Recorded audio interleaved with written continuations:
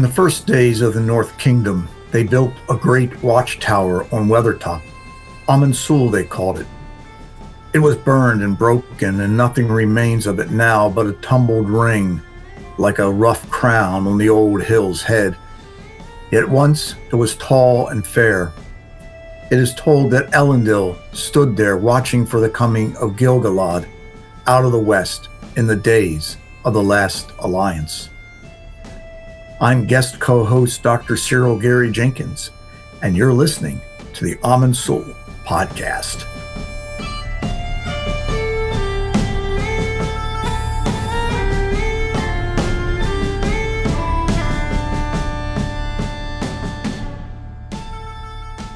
Mai Govanan, welcome to Amon Sûl, a podcast for tall hobbits with elvish yearnings. I'm going to change aspirations to yearnings because I think it's better, and we'll talk about that not now. I'm Father Anthony, an Orthodox Christian priest, and here we talk about the works of J.R.R. Tolkien because we love them and believe in their power to orient us toward what is highest and noblest. Today, my guest co-host is Dr. Cyril Jenkins, who has the unique honor of being the only person, I believe, to actually guest host an episode of the podcast without Father Andrew or Deacon Seraphim or myself being there. That was a long time ago, but I heard that rather recently. Anyway, you last joined us for episode 113, Cyril, when we discussed chapter 2 of Fellowship of the Ring, but it's always a delight to hear you talk Tolkien, although you can be heard on a lot of other podcasts as well. Anyway, Dr. Cyril, when he's not talking Tolkien, he keeps very busy. He has been for many years a professor at Eastern University, where he served as the chair of the history department for quite some time. And then in recent years, he's taken on many additional projects, including a pivotal role in the establishment of Chrysostom Academy in the Lehigh Valley. He is the director of the St. Basil Society. He's the head editor at Basilian Media and Publishing. He is the co-editor-in-chief of the Rule of Faith Journal, and he's been one of the most frequent guest co-hosts here at Amon Sûl. So, Cyril, welcome back to the podcast. Father, I'm happy to be there. It's great. It's great. I mean, I think I said this before. It's great that you took this on. Again, I feel no slight that I am again following in the wake of Professor Bradley Berzer. And so one of the other things that I am also is I'm a senior editor at Touchstone Journal. And Brad is going to be one of our chief speakers at the conference this coming year at the end of September.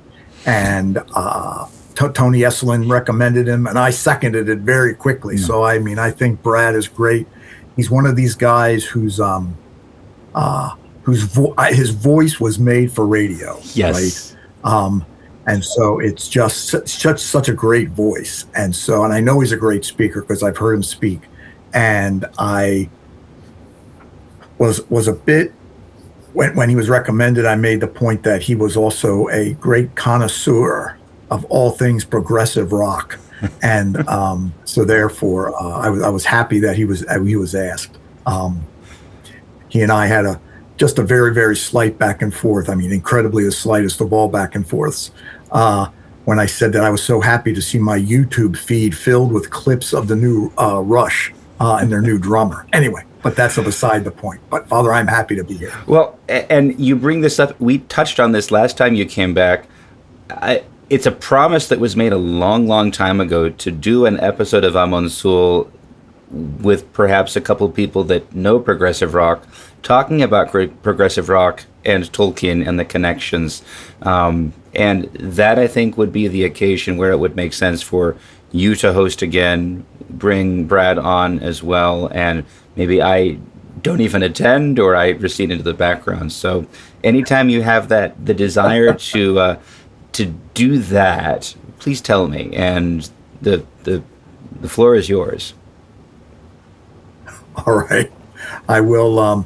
I will keep that in mind. The rest of my summer is fairly booked, so let's see how well we can get along, and then of course it'll be up to Brad and his schedule, which I'm sure is quite as hectic, at least as mine, if not more. It seems like it only gets more so for, well, everybody, but I think especially for academics. As I look from the outside, you just take on more and more projects. You have your fingers in more and more pies. Off we go. So on our episode today, Cyril and I will continue what Dr. Brad Berzer and I began last month, and we will read the second half of the Council of Elrond. Now, the idea was to give ourselves enough time. We wouldn't need to rush, but I know we're still going to be short on time because this chapter pretty much touches on everything. Before we get to all of that, we'll take a moment to get to know Cyril a little bit more. Among other things, Cyril, I'm hoping that you'll share with us some of your ongoing projects, especially any that might have to do with Tolkien in general and Tolkien-esque matters more broadly. Yeah, so on the non-Tolkien side, I have basically come to the end of my basically a year-long discussion of the schism with the Catholic Church. Mm-hmm. And I had begun this. I did not realize until Father Joseph Lucas said something to me about it that I've been doing this since last May. This is on Light Through the Past? It's part of the Light. Yes. And so I picked it up. We kind of went, it followed chronologically, but I ended with the fall of the city. Mm-hmm. And so, and then just did an afterward on an episode. And so the next ones I tape are going to be question episodes. But but Father Joseph Lucas then told me, you need to put this into a book. Mm-hmm. And then one of my dear friends from down in Florida said, you need to put that into a book. So it's yet another project I hadn't planned on, but sure. So that, right. But I've got some editing stuff over the summer.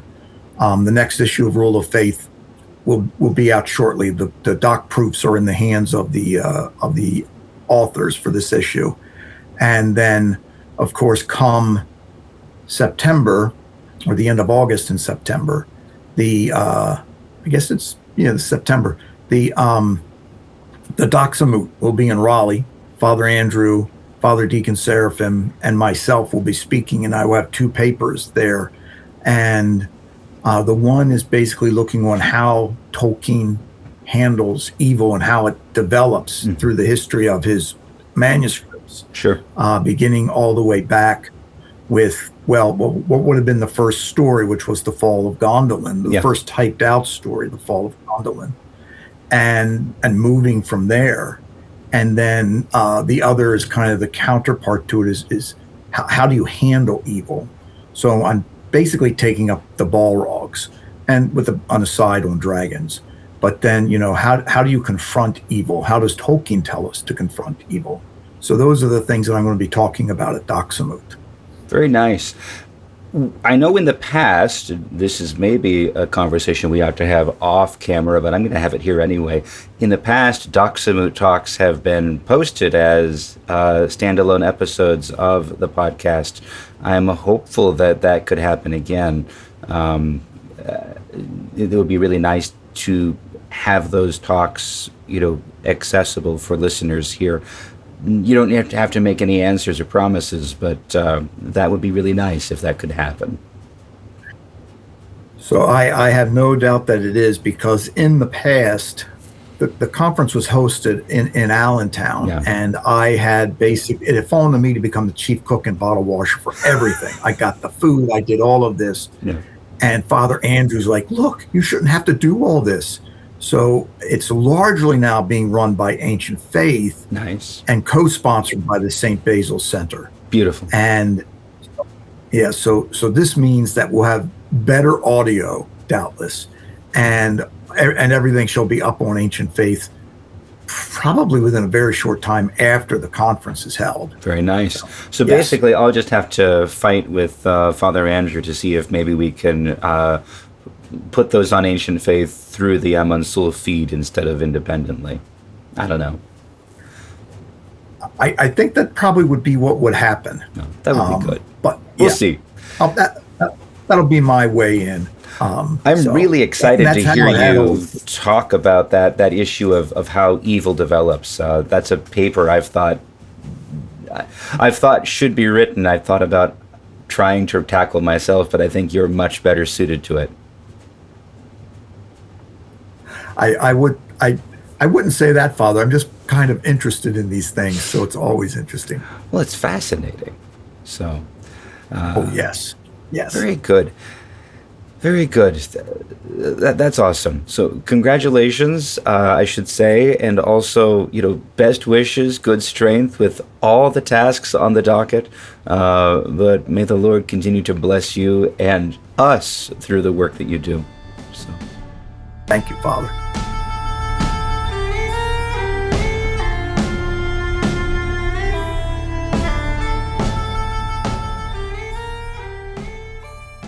okay, let's move forward and get to some of the listener questions and comments. So first of all, I'm going to dig deep into the mailbag and pull something out from 3 years ago. So it's still addressed to my illustrious predecessors.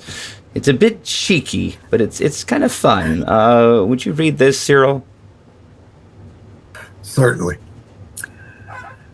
In the first year of the reign of His Majesty Charles III, by the grace of God, of the United Kingdom, Canada, and his other realms and territories, King, head of the Commonwealth, defender of the faith, and but a senate past his coronation and enthronement, it being the 13th day of the 5th month of the year of our Lord 2023, from a brother in Christ, Seth, third son of the house of that is, believed to be descended through many fathers from the state of Prussia and the ancient lands of the Teutonic Order, though now long estranged and dwelling in the great dominion of Canada, unto the very Reverend Father Andreas Stephanus Damick, and also unto the keen lore master, rice-hearted Crowland, hosts of the Amon Sûl podcast, inhabiting the vast lands of South where no king reigns.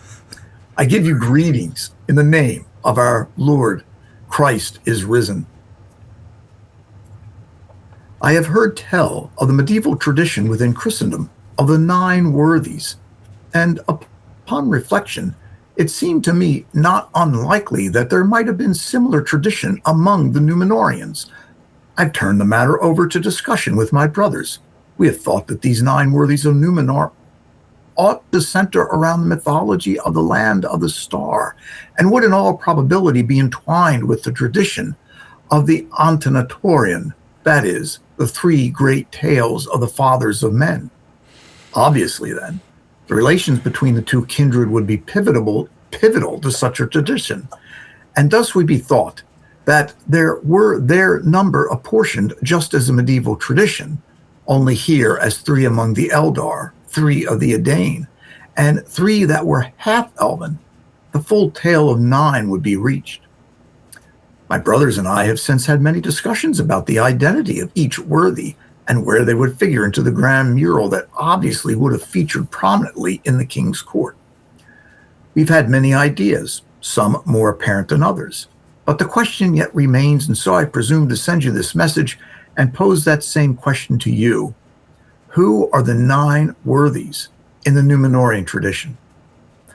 I thank you most heartily for the podcast and all the intricate attention to the history, etymology, and immensity of the professor's legendarium, and all you have done to help us better see and live in the real world, be that here or Numenor that was, or beyond in Elvenhome that is, or in that which is beyond Elvenhome and will ever be.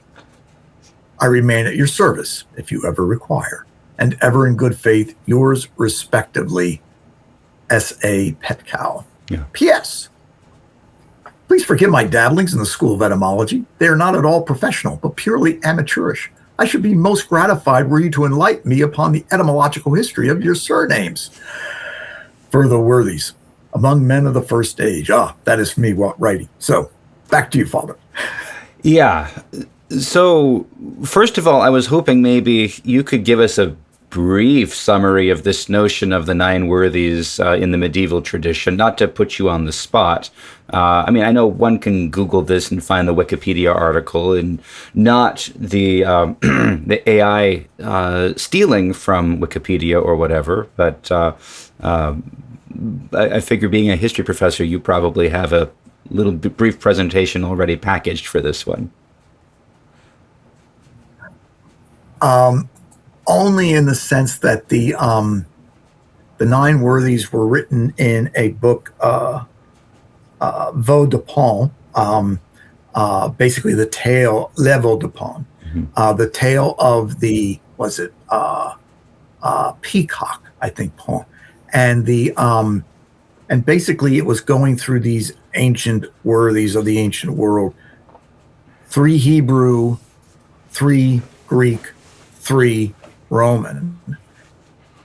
And so in this tale, it's a retelling. It's somewhat loosely mirrored on Plutarch and Plutarch's lives. And so, and lives of illustrious men had been a commonplace for a number of these. And so in this case, it was taking these heroes among the biblical stories. I'm trying to remember correctly. David is one of them. Samson is one of them, and I'm failing on the other. So I don't know if it's there, but Wikipedia says it's David, Joshua, and Judas Maccabeus, which is interesting. Yes. Joshua. Yes.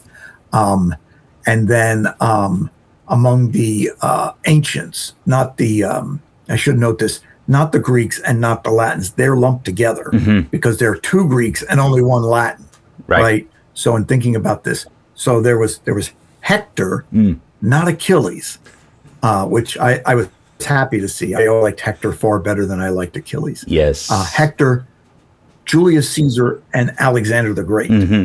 And in Plutarch, Alexander and Julius Caesar are matched up with each other as the pair that's there.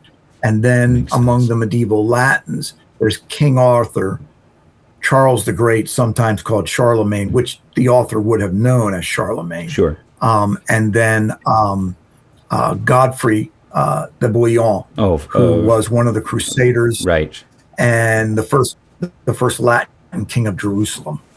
Right.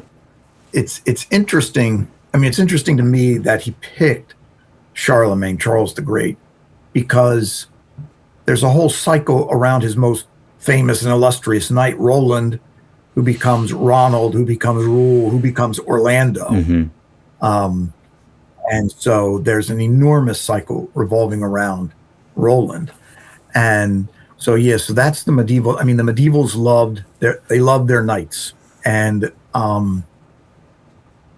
all the cycles, as they're called, of all these different knights, Tristan, Arthur, and then Arthur spins out Lancelot, Roland, which is an enormous cycle.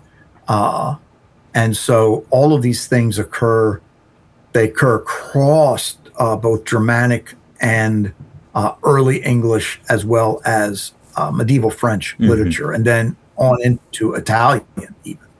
So. Gotcha. So the idea is these would probably be the characters, the figures that have effectively come out of history and into the mythology, the song cycles that would be sung about and talked about and taught in the schools, and everyone is working to imitate them from the distinct threads of the tradition. That more or less. Okay. So I mean, yes. Sorry, you please go ahead. You were going to say more. Well, I mean, the main thing was that almost all of these circle around either Roland or Arthur, and they're both the Song of Roland and our first real entree into Arthuriana come about early in the 12th century. And some people date Roland a little later. I mean, both of them well, particularly Roland obviously was a series of songs and things kind of akin to the Iliad. Roland probably is composed by pilgrims going through the pass of Roncesvalles on their way to St. James of Compostela. And so because that way, the El Camino goes right through that pass. And so, what do pilgrims do when they're on pilgrimage? Well, they tell stories, just like pilgrims going to Canterbury. And so that's probably where the songs of Roland originated, put down almost obviously after the Norman conquest, because they're in a bit of a hybrid form, mainly Old French, but also some Anglo-Saxon words. So it's called an Anglo-Norman dialect. But then Arthur, probably about 1140, we see in Geoffrey of Monmouth, and a book which is a Penguin classic, and you can still get it, right? The History of the Kings of Britain. Right. This big, elaborate story about Arthur. We think Arthur existed. We're fairly sure about that.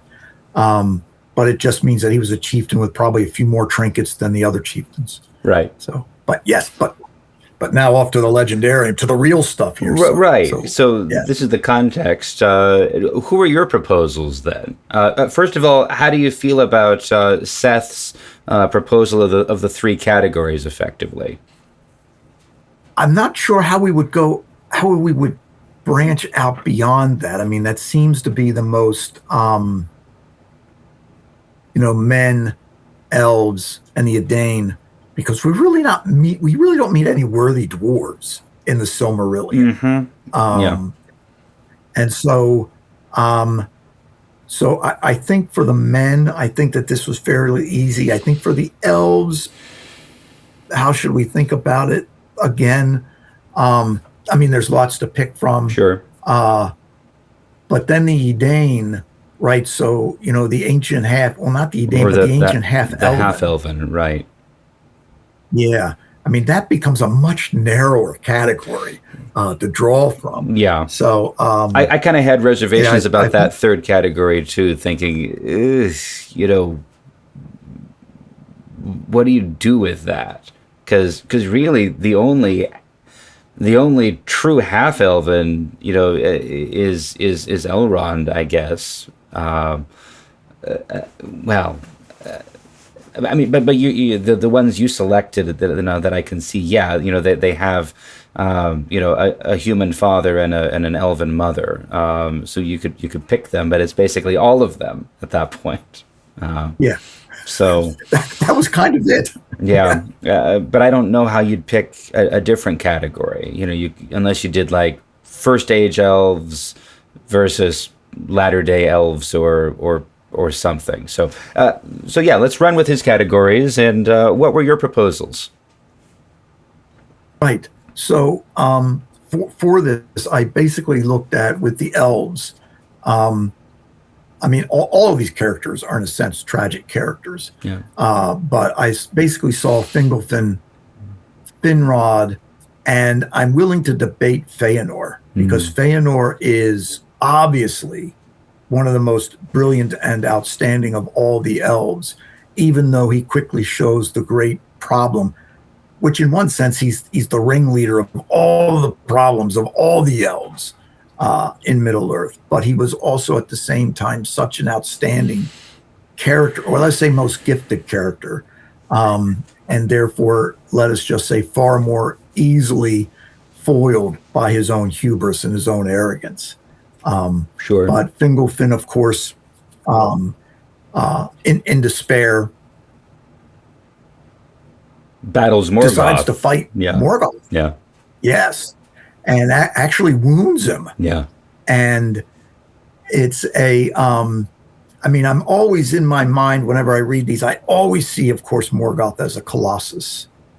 And and I think that this is, if you start looking for fan art, that's how that's always depicted. He's always this colossus. Sure. And I think that this is an apt thing, because this is also how we see it. That, Fingolfin, it wounds him in the foot. Was that all he could reach? I don't know. Yeah. But but Fingolfin had the thought, I'm going to fight him, right? There's nothing else to do. Yeah. And so Fingolfin, Finrod, of course, whose life is wrapped up in so much of then the lure, right, that goes through Beren, and of course he sacrifices himself to save Beren. Yeah. And so I immediately thought of him. So those were my initial ones. We could go back and forth, as I put Belig Strongbow, Gil-galad. There's not a shortage of elves that we could pick from. Yeah. But picking ones that, that the worthies, maybe Belig Strongbow I would throw in there before I put in Feanor. Yeah. But those were my elves. I'll stop there. Sure. I like your list, and I can see the point even with Feanor, although I'd love to not put him on any list. But also probably the men of Numenor might well have honored Feanor. The only issue I have is we basically just picked the three brothers, the three sons of Finwë there, and yes, and I could imagine perhaps like Turgon being on that list instead, not or Thingol for that matter. Not least because they're both part of the genealogy of the Numenorians, in one way or another. But that kind of gets at the half-elven side of things. Right. Right. But certainly, absolutely, Finrod would have to be there as the first elf that the Edain ever encountered, and Fingolfin, I agree, because of his exploits. But yeah, that third slot is a little tricky. What did you come up with for the men, for the men of the First Age? Yes. So basically, what I looked at was. Again, I think it was that there were a number to pick from, and in one sense, I was completely aided by the very end of our chapter here today. That's true. In which they list 4. Yeah.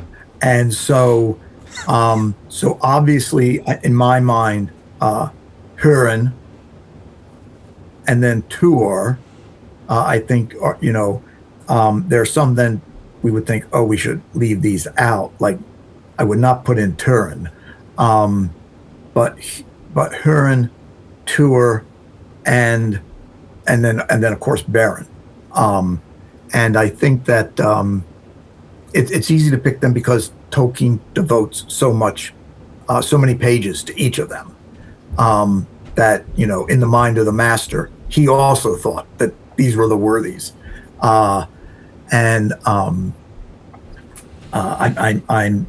quite happy with that list. At the end of the chapter, it also includes Hador, who was the father of Hurin and Huor. Yeah. Yeah.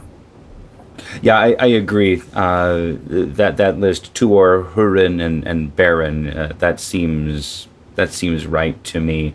Certainly, Tuor and Beren would have to be on there. For their own exploits and their place in the ancestry of the Edain, but yeah, Hurin makes a lot of sense. Yeah. What about for the half-elven? Yeah. Although as you said, that's such a small category. Yeah, I basically just came up with, I think, the 3 most prominent. Dior, who was the son of Beren and Luthien. Arundel, his son, and then Elrond, who of course is the quintessential half-elven. Right. Although Arundel is Dior's grandson, right?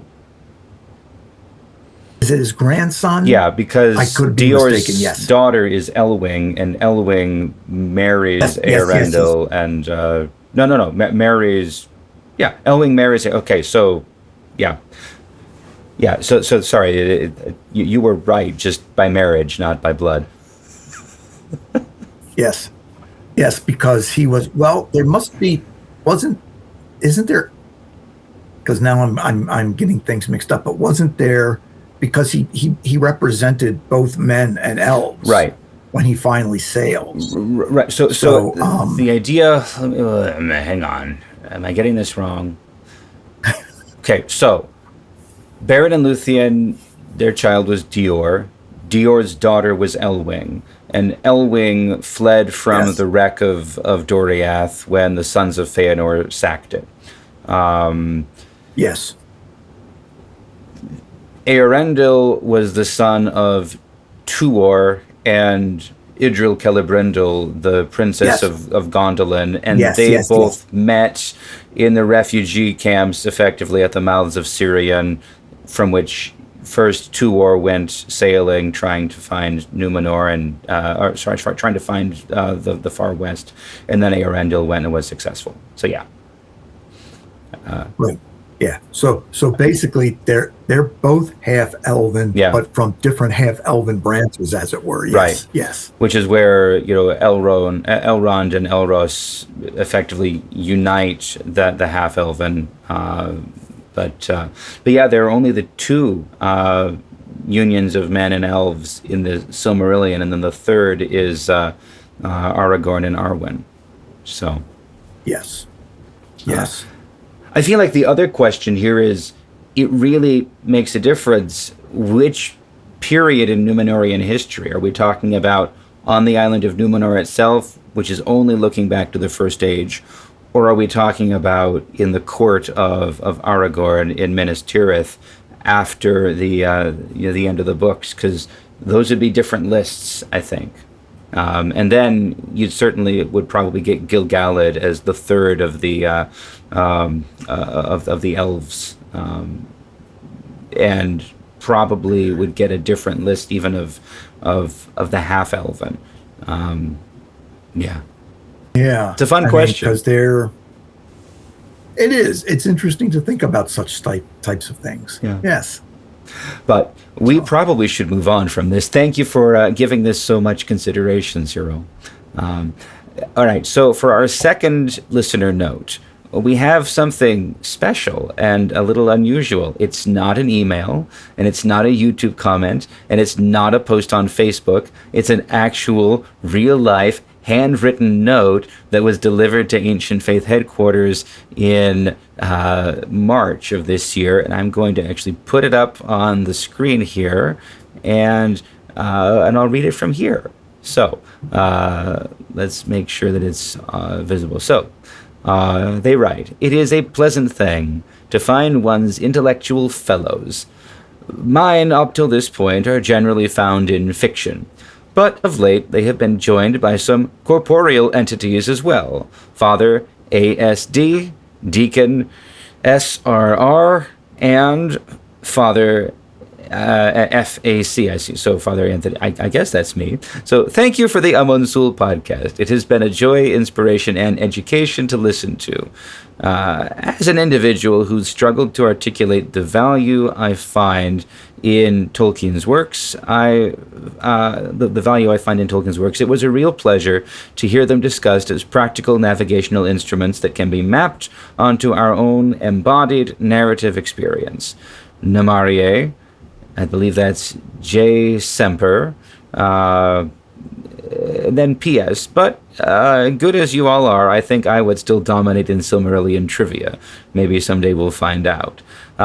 We would need to have a name of our interlocutor here to be able to invite them onto the podcast. But yes, I thought that was delightful. What do you think, Cyril? Any observations? Well, I mean, Master Semper, if you wish to come down to Doxamut, perhaps we can, because we have one of the things that happens at Doxamut is we have two different trivia events. One is kind of a pub trivia where everybody who's there participates from their table, and then the other is kind of a experts challenge, and they're the worthies that are among the people in attendance will compete. And what happens is that they each draw a name from among the attendees. And a book is then given, as a prize. There are prizes given to. So if I would have won the event, and the first time we ever had something like this, I did win. I was up against who in the world was I up against? Steve Cristoforo, Deacon Nicholas Kotar, was he there? And Deacon Nicholas Kotar, yes. So I became the first champion of this, and so and then since then I've basically been either first or second in such events, and I tried to back out of them now, simply because I don't. It used to be I read the whole Legendarium every year. Now if I get it done in 3 years, right, that's I'm thinking I'm doing pretty good still. Yeah. But right, Master Semper, you can show up and you can volunteer yourself as a master of lore, and therefore take part in these things. And of course, also, if we do it merely on the Silmarillion, which I would love to see. I don't know that I love that more than any other books, but I just love the Silmarillion, and I think there are too many people who don't read it. Anyway, but that could be something to come along. But I think there's also something else here, Father, and that's kind of the nature of the program, and that is that people, we get the word dialectic and dialogue. It's from the same Greek, and the dialectic is the back and forth that sharpens any proposition, that cuts away all of the rough edges and defines it, meaning it sets its borders and its limits, and it shows us what its truth is. And that's exactly what conversations do. Yeah. Conversations aren't these, just kind of meandering things. And of course, this chapter, in a sense, is a large collective conversation about a pressing topic. And despite the interruptions, as you know, there's all these interruptions. Wait a second, I dreamed about this. Yeah. And this is kind of the way conversations go. But conversations are things that help form our souls. Because because even those interruptions, as you say, in this chapter, the interruptions shape the conversation. And we could, of course, say, well, Tolkien's just doing that. He's there's an art to it. He's manipulating it.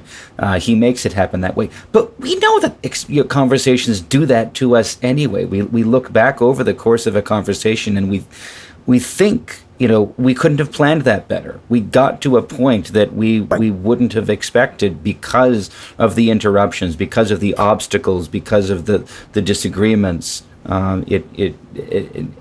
Because really we are telling a story. We are making something new together in real time, and there's a submission of one's will to the others that goes along with it. Again, also in real time, which is it. I think I'm getting what you're saying. There's a submission of one's will that is essential to the co-creative process. As we engage in doing something together. Yes, very, very much so. Because any conversation, in a sense, is an individual basically stating, at this moment, I need you to more or less complete my own level of thinking as we kind of dance around certain topics. I've talked about in the past that I mean, a very dear friend, Bill Tye. Bill knows an immense amount about Tolkien, and Bill has been kind of a stalwart at the Doxamuts, even though Bill himself is not Orthodox. He's Ukrainian Catholic, but he shows up, and the people there all know who he is. And as a matter of fact, he was my co-host at the time. I hosted Independent, anyone, and everyone's like, I want to be at Bill Tye's table. I want to be at Bill Tye's table, right, for the pub trivia. Sure. So, but when I drive out, because I always drive out because I have so many boxes of books out to the Touchstone Conference, Bill, who lives about 1.5 miles from me, we drive out together. And it's essentially about an 18-hour drive between the driving, the stopping. We generally stop in Indiana for the evening. We'll go out and have a drink. And the conversation does not really lag. Yeah. And somebody's like, would you please tape that at some time? I'm just like, I don't know that I want to tape it, but some things the conversation doesn't lag. They're too real to tape. Yes. I mean, and we get into the weeds about so many things. Yeah. So, yes. What a beautiful thing. So, yes, Jay Semper, thank you for your handwritten note. You've done something new on the podcast, maybe even something new on the internet. So, all right. We have one more listener submission to share, but this is not just a letter, but it also includes a set of photos of a landscape resembling Weathertop and its environs. Not just a single photo, but a set of them. So this is from a frequent correspondent, Cade. Cyril, would you read this while I share the photos that Cade sent to us, and then we can actually go on. So go ahead. All right. Dear Father Anthony, I've attached these images for Amon Sûl submissions. I couldn't pick which was most like Weathertop, so I sent along a few. They came from a research trip that I took to Sardinia. I am especially pleased with the image of the hills overlooking a marshy area, though there were hardly any midges. I hope the images are clear enough and good enough quality to use. So, I think he got some great stuff here. I don't know. I have a hard time seeing them as all the same landscape. I don't know if I mean the marsh here with the hills in the background. That's an awesome photo. This doesn't necessarily look like the same landscape, but it could just be that the light changed, the clouds shifted. That happens frequently enough. And then this looks like a different weather. But we've got the stone outcropping here that you can imagine a fortress being built on, or maybe even being the ruins of a fortress. This one, I think there is actually a ruin there, and then maybe that same outcropping from further away. I love these photos. Any thoughts yourself, Cyril? Just on the point that the so Sardinia being an island, it's in many ways much like England, that it doesn't matter how clear the skies are. You always carry an umbrella with you when you walk out the door, because inevitably storms could blow right across off of the ocean, and they are off the Mediterranean. So that, having just been in Rome, which is almost parallel to Sardinia, right. Sardinia off the coast of Italy, it's always something to keep in mind, so that theoretically the landscape could look to have changed, even within just a little while, because the cloud cover will change, the sky will change. So, all of those things. And I've never been to Sardinia, and I have people who love Sardinia, and it is a big island. It is mountainous, so it's a rather interesting place. Oh, the photos are gorgeous. So thank you very much, Cade. Now, the rest of Cade's letter here, he's engaging with a question I'd thrown off almost as a toss-off, that should I stop talking about Tom Bombadil with every co-host, and maybe we need a different conversation point as time goes on. So he's offering a couple possibilities here. So if you continue reading this, Cyril. Certainly. In regard to the conversation from the episode, you or Rob listed Tom as a type of figure that, appearing similarly to Galadriel and Faramir, and mentioned Tom as the only one without a backstory. Yet, what is Galadriel's backstory?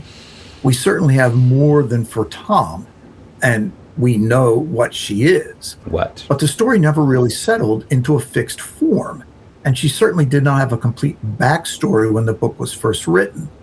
So Rob's point about an analysis that focuses on what the story was when written also applies to Galadriel.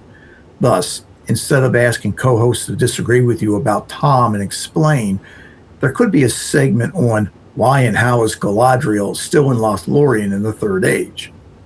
This gets into her lineage and her motivations for coming into Middle-earth, and why she either refused, did not receive, or did not avail herself of the pardon of the Valar at the end of the First Age. There are lots of versions of her story, so I think it could be very interesting. Additionally, as we move further from the Bombadil chapters proper, it makes less sense to me to continue the conversation on who Tom is. I feel like most of us have our views fairly firm at this point. I will digress. I do not. Of course, it would make the most sense to wait until Galadriel actually appears in the story. Nonetheless, I've now completed book one. Perhaps leaving the Tom discussion as a book one thing works. Maybe a question on dwarves and all their complicated lore. How do petty dwarves fit in, and are they comparable to the Nandorian elves? Is it actually Durin reincarnated? Could go on through Moria with a switch to Galadriel at that point. Lastly, when talking about trolls, the possible inconsistency in the chamber of Marzavul was brought up. I thought I recalled that the book never actually has a troll inside the chamber, and once I checked, this is indeed the case. I remember because it had stood out to me how different the movie scene was from the book, as the troll's significance is much greater in the movie. We do see a troll's arm and foot attempting to smash in the door at one point, but that is all. Also, the room was dimly lit, though relatively bright for Moria, with the shaft of light on Balin's coffin the strongest. But I'm not sure that this would be the type of daylight needed to turn a troll into stone anyhow. As always, grateful for the podcast and the careful consideration of my comments and questions. In Christ, Cade. So Cade, we hear from him a lot. I think the context again for the last point about the Chamber of Marzavul is I think Rob or someone else had said, something must be inconsistent, because if cave trolls turn into turn into stone in the light, then what's a cave troll doing in the Chamber of Marzavul and so forth. But anyway, what do you think of this, Cyril? Before I give my thoughts. Yeah. So he is right. There is an evolution of Galadriel that goes through the texts. Yeah. And it's not clear where she is. And I think that I have not watched The Rings of Power at all. I was never drawn to Good it. call. I didn't really want to see it. I'm a bit nettled about the Hobbit trilogy.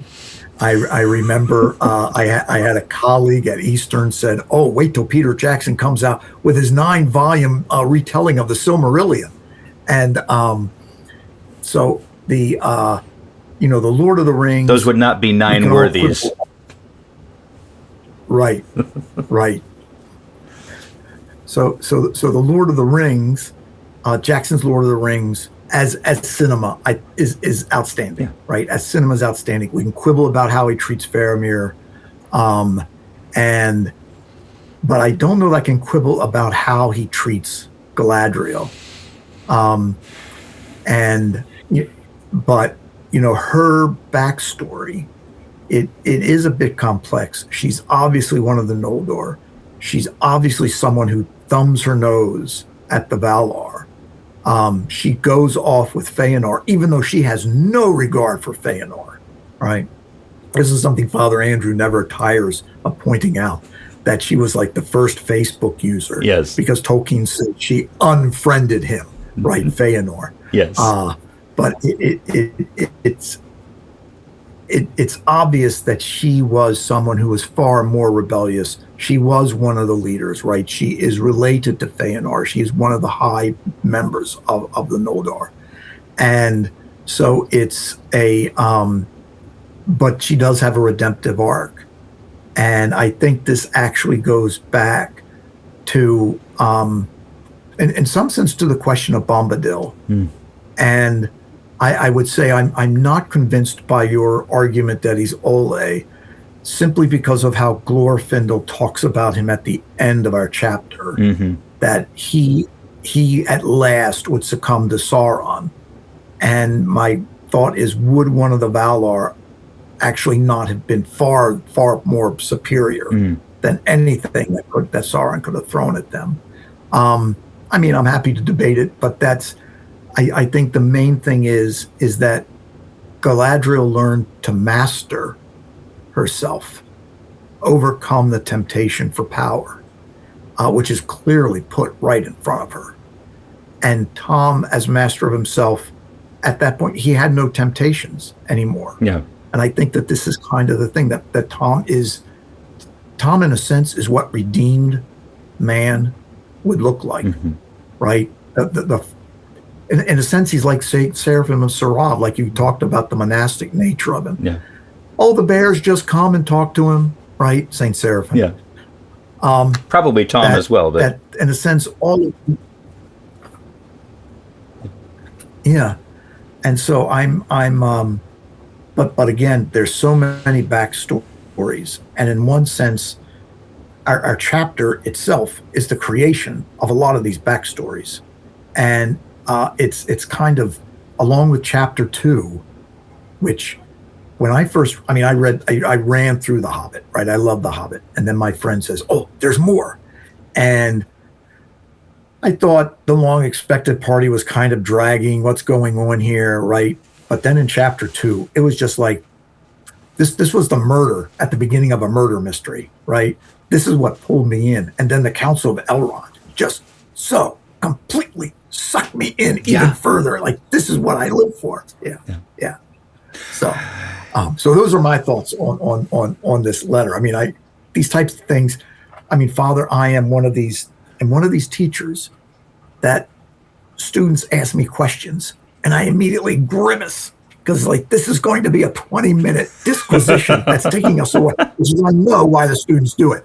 A 20-minute disquisition that's going to pull us away from the syllabus and the outline for today's class. But that's what happens. That's what happens. And it's part of that conversation, that submission to the wills of the people that are present in the moment. Yes. I mean, I agree. We could certainly talk about Galadriel and her development. I haven't done a deep dive into this. I know I've read others who've talked about this, and as I skim the surface, I think the take that resonates with me is the one that the basic gist being Tolkien. Galadriel shows up in Lord of the Rings as Tolkien is writing it, and he completes Lord of the Rings, and then he does a deep dive into the background of the legendarium, trying to develop who is she. But the tension seems to be she has to be one of the Noldor. There is a real temptation, but she can't have participated too much in all of the greatest sins of the Noldor. So she can't have been present at the kinslaying, and she wanted a realm, but she can't have, been that evil about it. He seems to be grappling with the reality of sin and repentance. This is going to take us off on a completely different tangent that I think we must not go down. But I wonder if there isn't even present somehow in his struggles with the character of Galadriel something of the impulse behind the Roman Catholic dogma of the Immaculate Conception.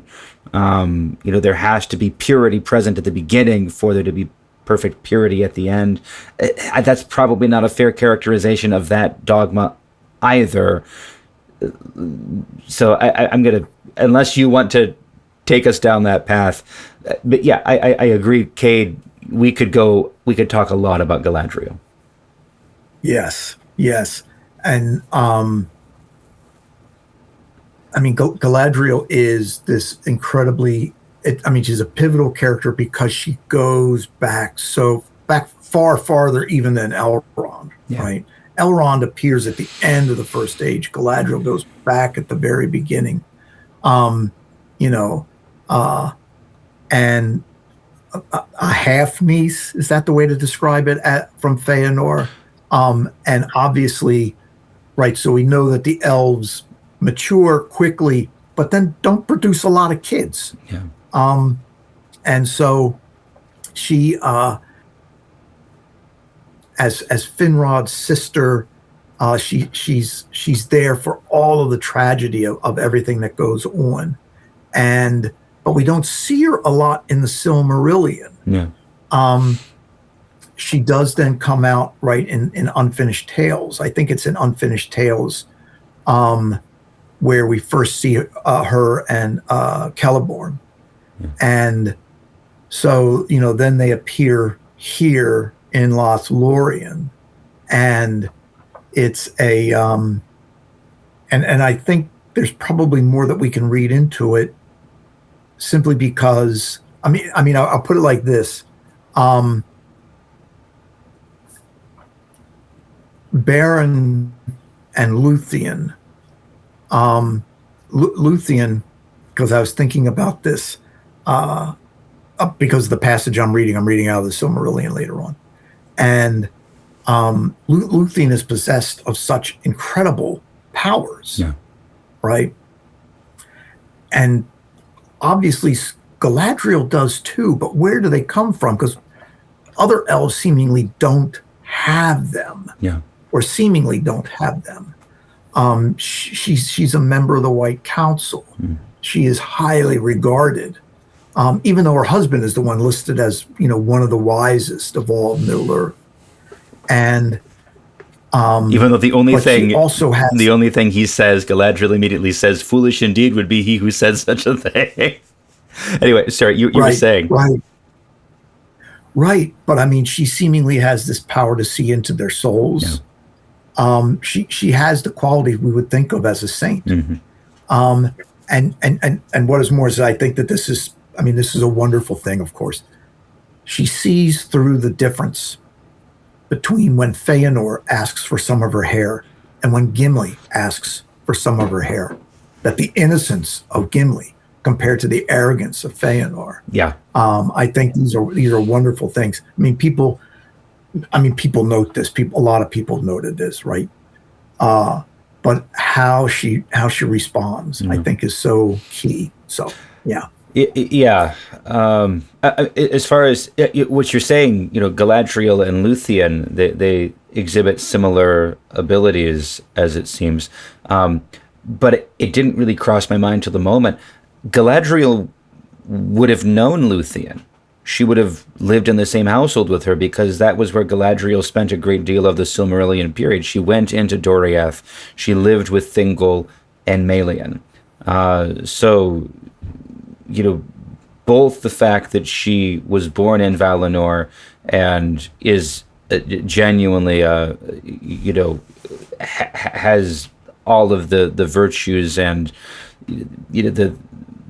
I don't want to say power, because it's not, but what is true for the elves that lived in Valinor, that had seen the light of the trees and walked and talked with the Valar and the Maya, is true for Galadriel.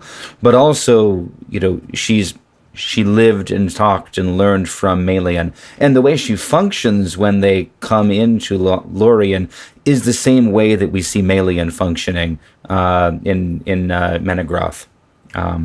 Yes. Yeah. It's slight difference. You use the word power. Could we go better using the word the virtues that they illustrate? Well, it's the question that she asks when Sam is talking, and she says, "Do you want to see some elf magic?" And he says, "I don't know what you mean by this magic, but this is what this does, and this is what happens with the mirror." I cut you off. Forgive me. Oh, no. I think that's a really great point, that there's a way the world operates for Galadriel and for Luthien. Yeah. It's completely different than how Sam thinks the world functions. Sam knows there's elf magic. Yeah. And but for Galadriel, well, it's not magic to us. This is just the way the world works. This is our physics, right? Is kind of what she's saying. And I think that this gets to a notion that in thinking about the saints confronting dragons, and people wondering if, what do you mean confronting dragons? Are you saying dragons are real? And I'm like, well, yes, dragons are real. Yeah. But we don't see them, but the saints do, because the saints are not living in the same reality that we are. Or rather, they are, they see more truly. Yes, that's a much better way to put it. They see the reality far more truly, right? They see the glory of God that our lack of faith keeps us from seeing. Yeah, their eyes are opened. They see that those that are with us are many more than those that are with them. Yes, right. And I think that that's how, at this point, what Galadriel is, even though banished, right? Even though banished, this is who she is. She's still one of those. So anyway. Yeah, and we see Galadriel at the end of her process. And I mean, Tolkien wrote this process of repentance for her. Even if he grappled with what is the right way for it to play out, it needs to play out in a way where we don't ever look at her and think, ugh, like we do with Feanor, as it were. But I think, in a sense, it's the same point as I'm trying to tease out with Tom Bombadil, if Tom Bombadil is Aule, because I think you can actually reconcile even what Glorfindel says. He would be, overthrown at the end last as he was first, because in the final end, I think Aule, at this point, the idea at least is he would not go toe-to-toe with power against Sauron. He would recognize that desire to dominate that has only ever led to evil. He would do as the Valar do when the Númenóreans assault Valinor, give up the rule of Arda for the time and let it go, and say, okay, if the people to whom this was entrusted have chosen to destroy it, then we'll let it go.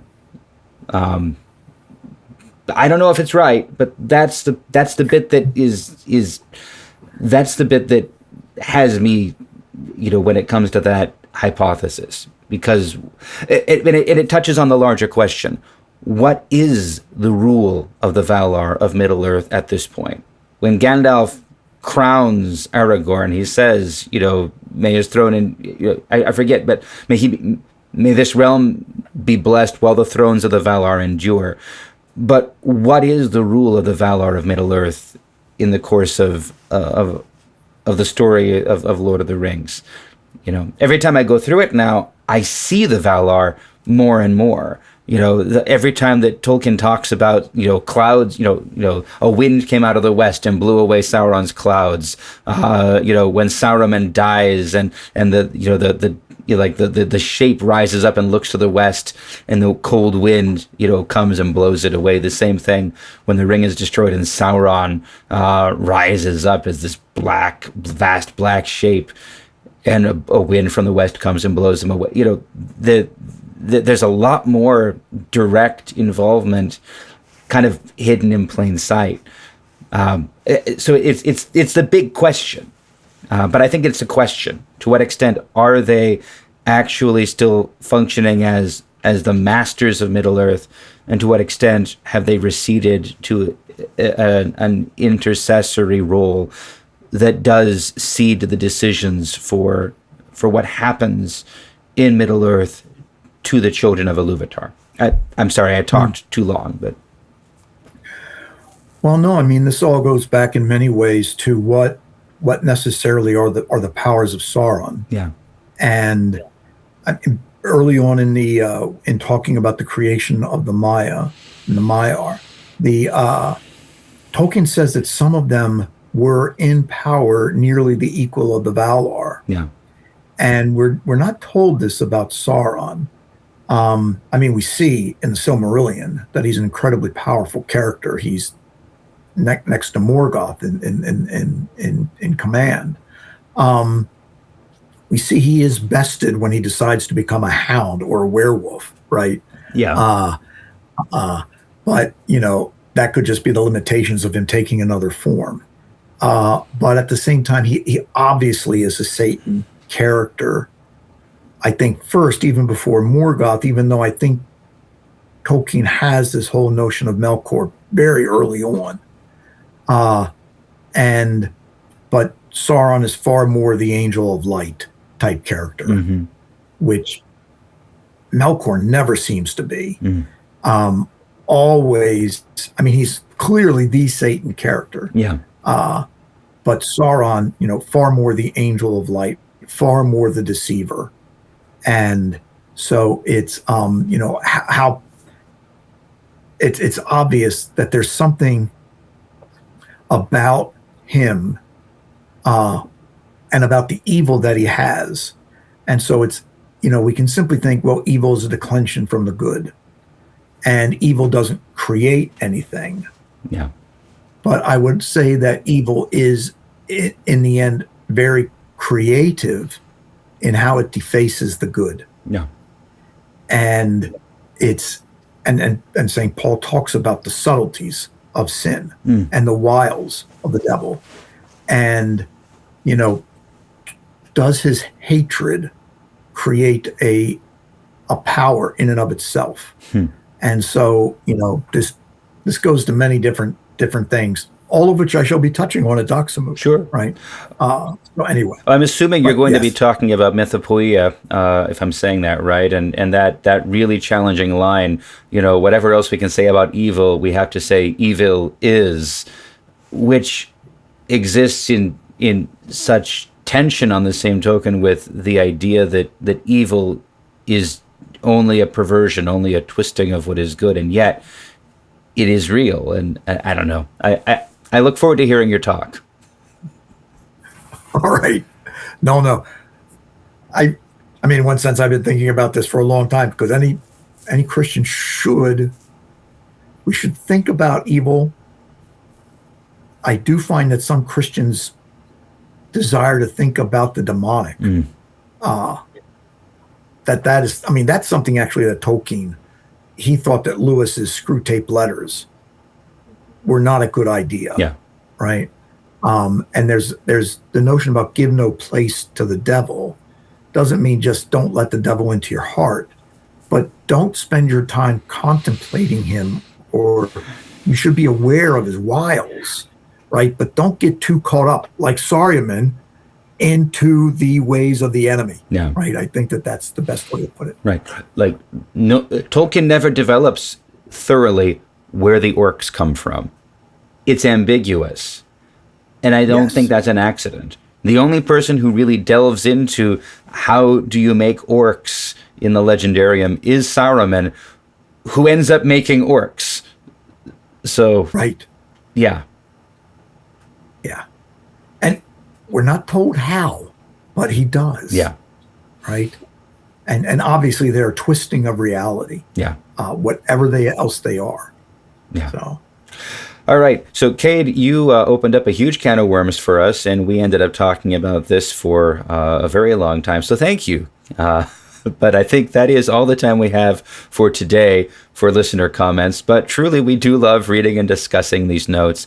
Please keep sending them to us at Amon Sûl at ancientfaith.com, or you can message us on the Facebook page, or you can put a comment on YouTube, or you can even write us a letter, and you might hear it on an episode to come.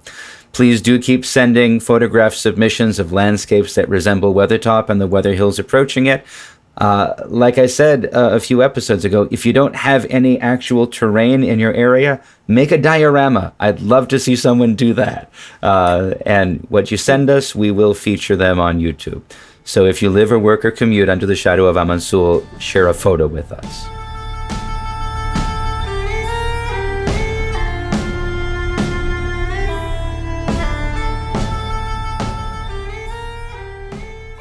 All right, finally, not in a bad way, it's beautiful. But this brings us to the main portion of our episode today. We brought Cyril back to the podcast to discuss the second half of the Council of Elrond. We began the chapter last time with Dr. Brad Berzer, a historian, so we'll conclude it this time with Dr. Cyril Gary Jenkins, a historian. The one thing we will do differently from otherwise is we'll provide the full outline for the chapter both times, both for the sake of context and as an invitation for you, Cyril, to comment on anything from last time that we might have not touched on sufficiently. Now, dear listener, we provide this outline to give our sense of the bird's eye view of the chapter, but if you haven't read it recently, we do urge you to pause and go back and read the chapter yourselves before we proceed. So, pause. read. Are you back? Excellent. Here's the outline. So, first, beginning of the chapter, Frodo wakes up and wants to explore Rivendell, but there's work to do. So the council begins. Elrond introduces everyone present. News of the world is shared. Glóin has his turn. He tells how things are at the Lonely Mountain, how Balin went to Moria 30 years ago, and a messenger from Mordor came a year ago. Sauron wants the ring. He asks for news of the hobbits, and he makes promises and threats. So Glóin has come to warn Bilbo and ask Elrond's advice. Elrond says, okay, here's some advice. He announces the council. He proclaims that they have all been summoned, but he doesn't say by whom.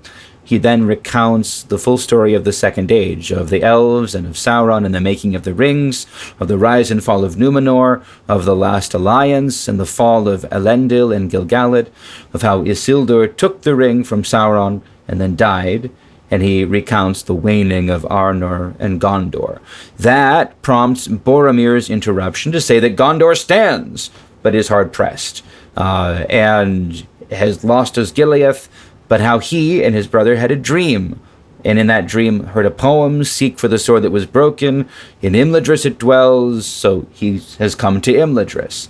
Aragorn then reveals the shards of the sword, the broken sword, and Elrond names Aragorn as the heir of Isildur.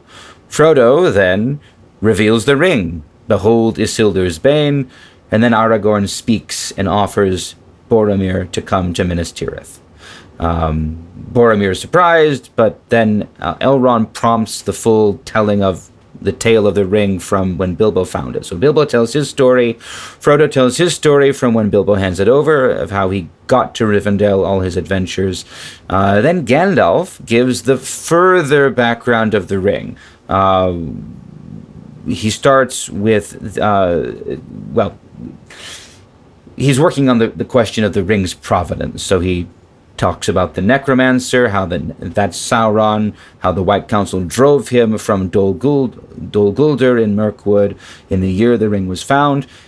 Gandalf tells about his search for Gollum over the many intervening decades, how he finally went to Minas Tirith, found Isildur's scroll describing the ring, how Aragorn captured Gollum, and how Aragorn and Gandalf questioned Gollum, and how Gandalf finally did the test of putting the ring in the fire, reading the letters on the ring which match what Isildur wrote. And then we finally heard Legolas's very brief tale saying, so sorry, we know you trusted the elves of Mirkwood to keep Gollum safe, and we thought we did, but he got away. Oops. So that was what we covered last time. Part 2 of the chapter, we get Gandalf's story of his delay and the betrayal of Saruman. So Radagast brought a message from Saruman saying the Nazgul are abroad. So Gandalf rushed to Orthanc, first writing a letter to Frodo. When he visits Saruman, he is betrayed. Saruman tries to turn him to evil. Then he leaves Gandalf captive, but Gandalf is rescued by the eagle and is carried to Rohan, where he receives the loan of Shadowfax, and he rides desperately to Hobbiton, is too late, rides to Crickhollow, is too late, despairs, rides to Bree, is too late, but Butterbur has good news. Gandalf hopes again. Gandalf rides to Weathertop, is not too late, is attacked by the Nazgul, and draws them off somewhat. He escapes to the north, makes his way to Rivendell, and he draws off 4 riders for a period of time. Then Elrond speaks. He kind of recounts what is strange to him from all the stories. He talks about the Barrow Wights, and he talks about Tom Bombadil.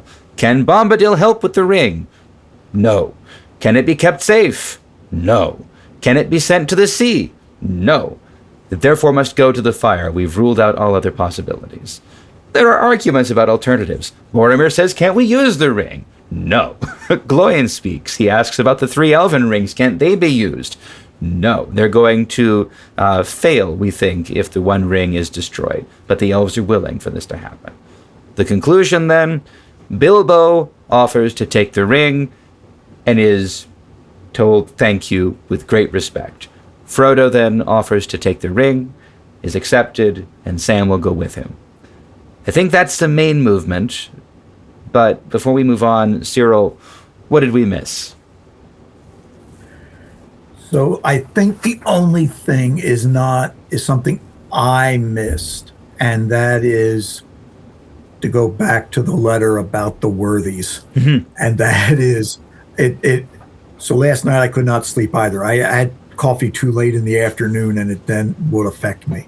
So I ended up getting back up and reading more, and then it was what am I thinking about the three elven worthies? Of course, throw away Feanor. Glorfindel is the one who should be the other elven worthy. Oh, yes. So definitely. So anyway, yeah, but because Glorfindel plays such a key role, right, in the story, right, of the first book, right, and now here at the Council of Elrond, he's obviously next to probably Elrond, maybe even more than Gandalf is seemingly deferred to. Yeah. So yes, that's the only thing that I would know. But otherwise, this is very much the outline. And a better outline. I will say this. I read through the 2 chapters in the History of Middle Earth on the treason of Isengard about the development of this chapter and the multiple drafts, how Tolkien keeps going back and forth, but then finally everything comes into form. And the form that Christopher Tolkien puts out is less detailed than this one, Father. So yes, kudos to you. Yes. Well, thank you.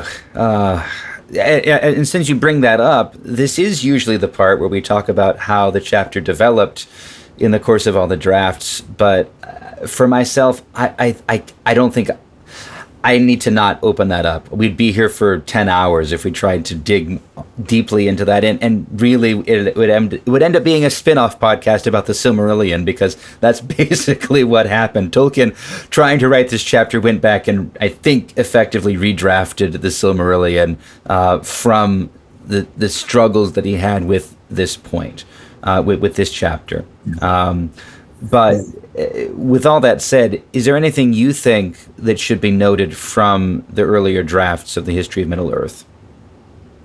I just found it fascinating, the changes in names, the inclusion of characters. Originally Legolas is Galdor, but then Galdor becomes a character all to himself in the chapter. I think there's also within the chapter that you touched on last week, but I think is now kind of evident, is Elrond's recollection about what a great host and what a great number of captains, though not as great as when we overthrew Morgoth. Yeah.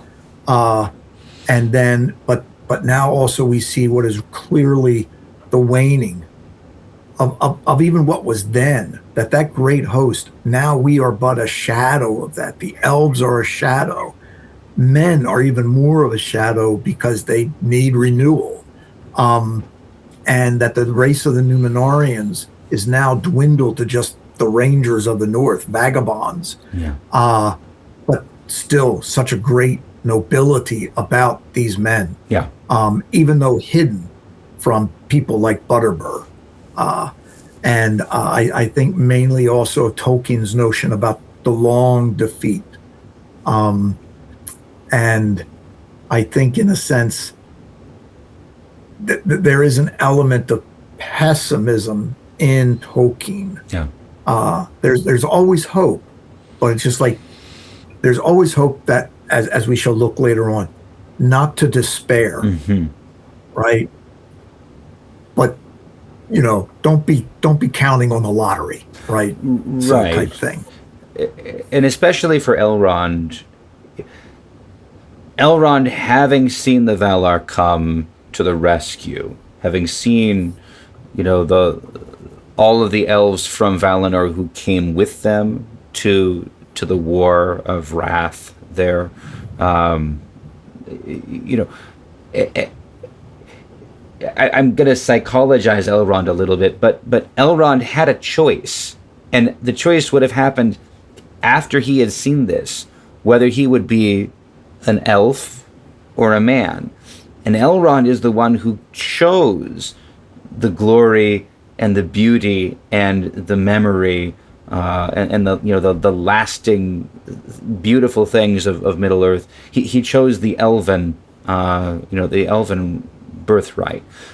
With this glory and splendor and power, fresh in his memory, perhaps. So there has to be a deep grief for him to have seen over all these ages the dwindling of that, the passing away of all of that. He was born too late for the first age. He never saw Gondolin or Nargothrond. Those he heard only in stories. But what has survived does not measure up to that beauty, and he's learning to let it go over the whole course of time. Maybe. Yeah. No, I mean there's also a wistfulness, and there was a book about a longing in us Christians for paradise. Like there's something in us that is wistful for what was and wistful for what will be. And so I think that's obviously there. And I never really thought about till just this second that, Galadriel is barred. And with the fall of Numenor, the world is broken so that no one can pass, as it were, particularly men. Yeah. But we know that at the end, right, Frodo is allowed. Sam eventually as well. Yeah. Gimli, in a sense, is allowed. But already some of the elves are leaving Middle-earth and its troubles. But Elrond stays until, right, it seemed Elrond probably could have left at any time, but he doesn't. He stays. So this is, what motivates Elrond, I'm not quite sure, except perhaps for the fact that he is related to the Númenóreans. He is related to these Rangers of the North, right? And for them, he feels this affection. So, yeah. But also, and this is frustrating in a sense because it's the major underlying theme of the books that is never really, we don't get a lot of time on it. But the 3 elven rings, they are a big deal. And they have preserved the glory and the beauty and the splendor of the first age deep here into the third age. But it is when their power fails that Elrond leaves. And if it were just for the affection of the Númenóreans, I think he would stay at least till Aragorn dies. I mean, stay until his daughter dies. But he doesn't, which I think says, he is related. He has that affection for his brother's line, effectively. But I don't think that's why he stays. I think he stays as long as the elves remain still trying to hold on to the glory of ages past, to the preservation of what has been. That at least is my take. Yeah. I mean, there is an element about duty, right? He does possess one of the rings. Galadriel possesses one of the rings. Círdan did possess one of the rings until he gives it to Gandalf. Yeah. Right. And so, I remember years ago, after the first Peter Jackson film came out, that Bill Nye was constantly trying to scope the movie. Do we see Gandalf with the ring? Do we see Gandalf with the ring? Yeah. But we do see Galadriel with the ring. Right. Right. But anyway, and those rings themselves are often initially, if you go back through the chapters in the Treason of Isengard, it goes back and forth. Sauron made them, gave them to the elves. Yeah. But when we get here, no, Sauron never made them. These were made by the elves themselves. Yeah. And so I'm not exactly sure why they will fail. maybe it's hope that they're not. I mean, that seems to be, but that they do, right? Right. Because I don't know if it. I assume that Tolkien develops this idea fully somewhere, but I haven't seen it. But there is that, that sense. The elves, they're making the rings for a reason. They're trying to preserve something. I hate the way that the Rings of Power series did it, but there is a question there that is at least, needing to be asked. What is their purpose? And I think if we look at what is done with them, we can see the purpose. Lorien is sustained as this timeless place, a pocket where the First Age, continues by the One Ring, by Galadriel's ring, and Rivendell is preserved as a different kind of place, preserving the First Age, but it does it more in memory and in so you have almost different visions of how should this be done. And and the third ring that Círdan has, what it's we don't really see that anywhere except for on in Gandalf's hands, but I think the sense we get is that the elves are feeling the years weigh down on them. They're feeling that they can't hold on to things. They are creatures of time, even if they are, functionally immortal. Yes, and they can't keep everything static. And the rings seem to be an attempt to do so, but they're done. Something's already tainted, even in the desire to do so. Even though they're pure and they're not touched by Sauron, and yet there's something wrong. The elven rings are the refusal to obey Ulmo's instruction to Turgon long before in Gondolin to love not too much the work of your hands. I think there's something off about the elven rings, and yet it's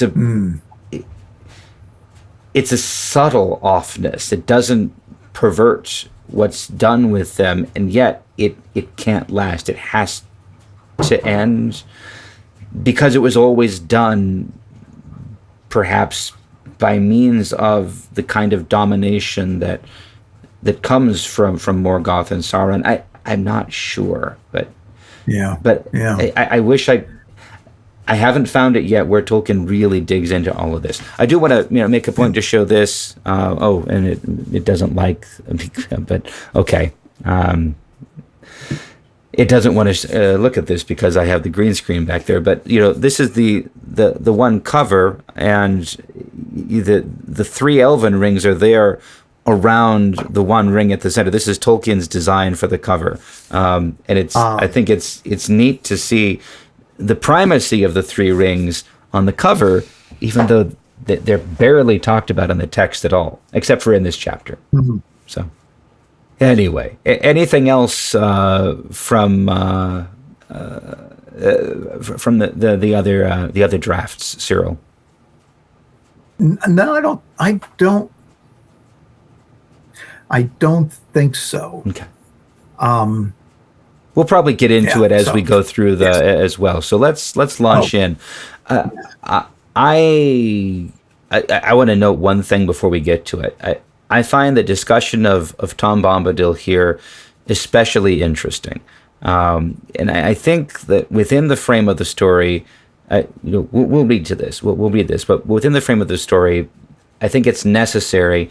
As the casual, unmastered by the ringness of Tom and Goldberry, as Tolkien describes it in those chapters, it does invite the reader to think that, hey, just send the ring there, it will be safe.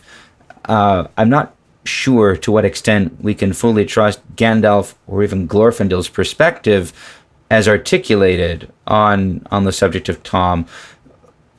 It does the job. They successfully turn the conversation away from the idea that Bombadil can be the solution to the problem. There is that desire to just send it to someone else and let them deal with it. Send it to the grown-ups. And Gandalf makes the point, we have to deal with this. We cannot kick this can down the road anymore. But I don't know if we should actually take his description of Tom's perspective on the ring as gospel truth. For one thing, I don't know if what he says about it, that, he has no care for these things, he'd forget about it, he'd throw it away. I don't know if that matches what we actually see from Bombadil when he asks to see it, when he handles it, when he, does tricks with it. That doesn't look like someone that would throw it away carelessly. He understands exactly what it is, but it has no power over him. My thinking. What do you think, Cyril? Yeah, I think this kind of goes back to my Bombadilian Pyrrhonism. That is my skepticism that we shall ever actually come to understand Bombadil. Yeah. And I'm more apt to defer to Gandalf and Glorfindel on this. Bombadil, obviously, he's wildly fascinating. And how Tolkien puts him in. He's obviously, right, the oldest this goes through. They don't doubt that. No. What is he? Is he I think that I've likened him in my mind to kind of the alternative of Ungoliant as a creation present at the beginning. That he's kind of a spin-off of the original song. And this is what makes him. And therefore he is, as old as the world. And therefore his cares are for his corner of the world that he is master of, but mainly master of himself. And therefore he realizes, because he says this, he says, is this what all of the commotion is about? That's not his exact words. Yeah. But this is because he knows that Frodo show has me the precious ring. Yeah. Yeah.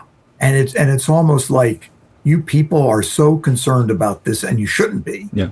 If you knew how to master yourself the way I have mastered myself, this would not be a problem. Yeah. But it's obviously no one has mastered themselves. Yeah.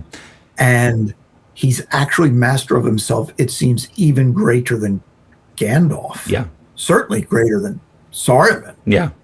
Right. There's a little bit of the sense of again, visiting one of the Desert Fathers. If you will, you can become all flame. Not that he says anything so overtly, but just his manner with the ring is like, this ain't no thing.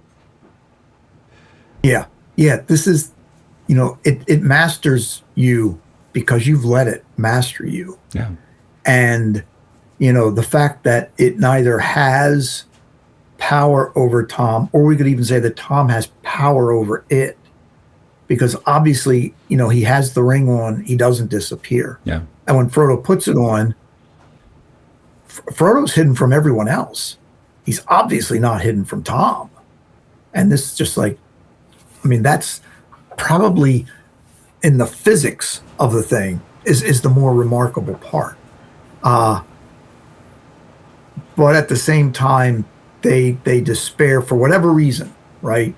Because Tom Bombadil would not really want it. And he shows no interest in it. He does, I don't want to say treat it carelessly, but he does treat it cavalierly, right? When he throws it up in the air and it disappears, and suddenly Bilbo is just like, what is going on? Yeah.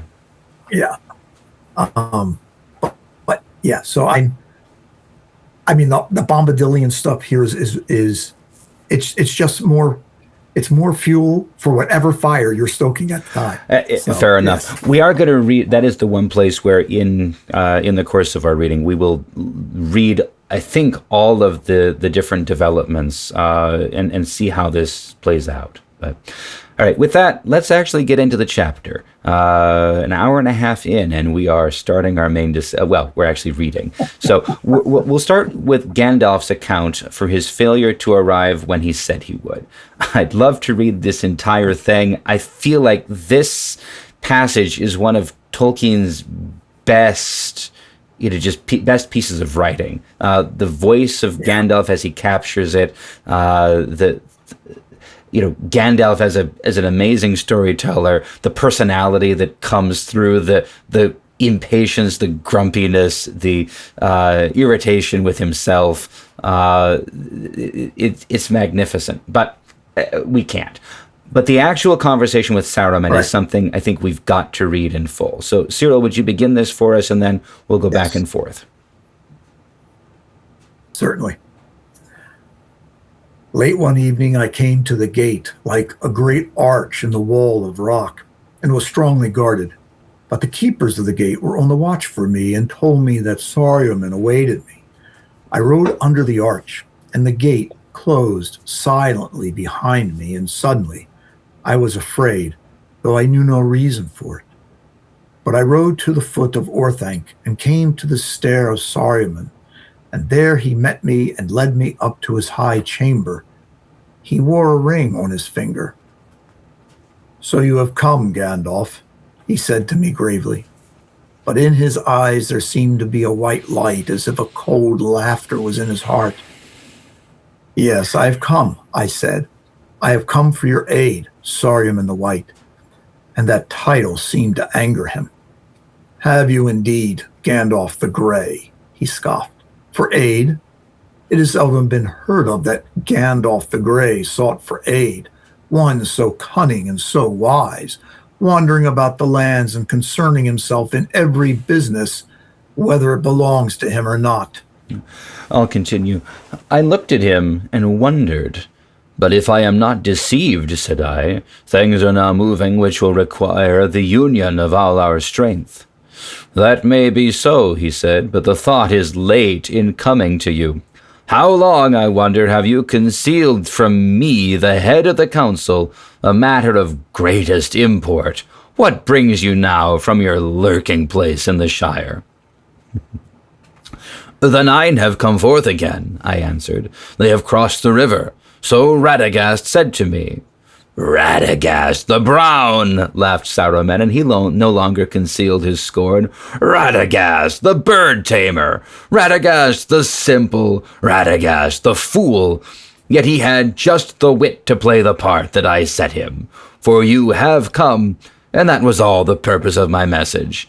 And here you will stay, Gandalf the Grey, and rest from journeys. For I am Saruman the Wise, Saruman Ringmaker, Saruman of many colors. I looked then and saw that his robes, which had seemed white, were not so, but were woven of all colors, and if he moved, they shimmered and changed hue so that the eye was bewildered. I liked white better, I said. White, he sneered. It serves as a beginning. White cloth may be dyed, the white page can be overwritten, and the white light can be broken. In which case it is no longer white, said I, and he that breaks a thing to find out what it is has left the path of wisdom. You need not speak to me as one of the fools that you take for your friends, said he. I have not brought you hither to be instructed by you, but to give you a choice. He drew himself up then and began to declaim as if he were making a speech long rehearsed. The elder days are gone. The middle days are passing. The younger days are beginning. The time of the elves is over, but our time is at hand, the world of men, which we must rule. But we must have power to order all things as we will, for that good which only the wise can see. And listen, Gandalf, my old friend and helper, he said, coming near and speaking now in a softer voice. I said we, for we it may be, if you will join me. A new power is rising. Against it, the old allies and policies will not avail us at all. There is no hope left in elves or dying Numenor. This, then, is one choice before you, before us. We may join with that power. It would be wise, Gandalf. There is hope that way. Its victory is at hand, and there will be rich reward for those that aided it. As the power grows, its proved friends will also grow, and the wise, such as you and I, may with patience come at last to direct its courses, to control it. We can bide our time. We can keep our thoughts in our hearts, deploring maybe evils done by the way, but approving the high and ultimate purpose. Knowledge, rule, order, all the things that we have so far striven in vain to accomplish, hindered rather than helped by our weak or idle friends. There would not be any real change in our designs, only in our means. Saruman, I said, I have heard speeches of this kind before, but only in the mouths of emissaries sent from Mordor to deceive the ignorant. I cannot think that you brought me so far only to weary my ears. He looked at me sidelong and paused a while, considering. Well, I see that this wise course does not commend itself to you, he said. Not yet. Not if some better way can be contrived. He came and laid his long hand on my arm. And why not, Gandalf, he whispered. Why not? The ruling ring. If we could command that, then the power would pass to us. That is, in truth, why I brought you here. For I have many eyes in my service, and I believe that you know where this precious thing now lies. Is it not so? Or why do the Nine ask for the Shire, and what is your business there? As he said this, a lust which he could not conceal shone suddenly in his eyes. Saruman, I said, standing away from him. Only one hand at a time can wield the wand, and you know that well, so do not trouble to say we. But I would not give it, nay, I would not even give news of it to you, now that I learn your mind. You were head of the council, but you have unmasked yourself at last. Well, the choices are, it seems, to submit to Sauron, or to yourself. I will take neither. Have you others to offer? He was cold now and perilous. Yes, he said, I did not expect you to show wisdom, even in your own behalf. But I gave you the chance of aiding me willingly and so saving yourself much trouble and pain. The third choice is to stay here until the end. Until what end? Until you reveal to me where the one may be found. I may find means to persuade you, or until it is found in your despite, and the ruler has time to turn to lighter matters, to devise, say, a fitting reward for the hindrance and insolence of Gandalf the Grey. That may not prove to be one of the lighter matters, said I. He laughed at me, for my words were empty, and he knew it. So, all that we just read, that's of course the context for one of my favorite quotes from Gandalf. He who breaks a thing to find what it is has left the path of wisdom. But there's so much good here. So much of Tolkien's essential understanding of good and evil and temptation, so much that's relevant to the daily choices we face as faithful people in a dark age. We could talk about this for ages, but what jumps out to you, Cyril? Yeah. So I think how he culminates this. So it's building in the sense that Saruman himself thinks he can persuade Gandalf, right, to give in to the dark side, right, as it were. And, he comes to the end there about, what are these things that we're really after? Power, control, order. And it's in one sense, it's always the temptation, to give in to those who think, well, we know best, we know better. And, ultimately, it's always the hubris, the fateful deceit, as it were. And so, these are the things that I noticed most. but also just how Tolkien develops this, right, and moves into it. And Gandalf is completely trusting of Saruman the whole time. Yeah. Right? Till the gates close. Then all of a sudden, I'm afraid of something, but I didn't know what it was. And there is almost a parallel with the confrontation of the Balrog. I met something there I've never felt. I didn't know what it was. And so now suddenly here he's facing Saruman, who, obviously he's the head of his order. He's the most wise. And I did notice this in rereading the chapter where Gandalf says that in facing the Nazgul, he says that when they are headed by their master, by Witch King of Angmar, even the wise probably could not stand up. And by the wise, he means, right, the wizards. And, but here, Saruman slowly unveils himself. And of course, the big unveiling is not the white. White may be, right, dyed. The white page may be overwritten. The white light can be fractured, right? Which then leads, of course, to that wonderful statement, right? He who breaks a thing. Yeah. And I think that this is part of, for lack of a better term, there's a great line in Lewis about, you start looking at a rose and you start examining a rose and you start breaking down the rose. You want to get to its atomic level, its chemical level, and you've left the rose. Like you're just looking at, these constituent things, but the rose is far greater than the sum of its parts. And in breaking apart the rose, you end up losing the rose, not gaining the rose. And I think that this is a really key thing in any appreciation of beauty is taking, not the bits and the parts. The bits and the parts aren't what make it beautiful. It's beautiful that makes something beautiful.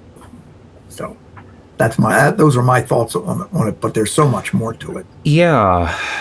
I love that. That image of the rose is yeah. It's a depiction of a moment of betrayal, and this is a long betrayal too. This is like the magnitude of this betrayal is beyond our comprehension, because Saruman and Gandalf are both Ainur. They've been together in some sense on this path for uncounted eons. They're not eternal, but they're as old as the creation. And and all of that comes to this moment where Gandalf shows up for help and all of a sudden sees a betrayal and sees this as the culmination of things that he's been unsettled by for centuries, maybe for millennia, but he didn't expect it. And it's lurking in the subtext here, the agony of betrayal, I think. Yeah. That's it. As you say, this is an incredibly deep and profound thing, and in a sense, in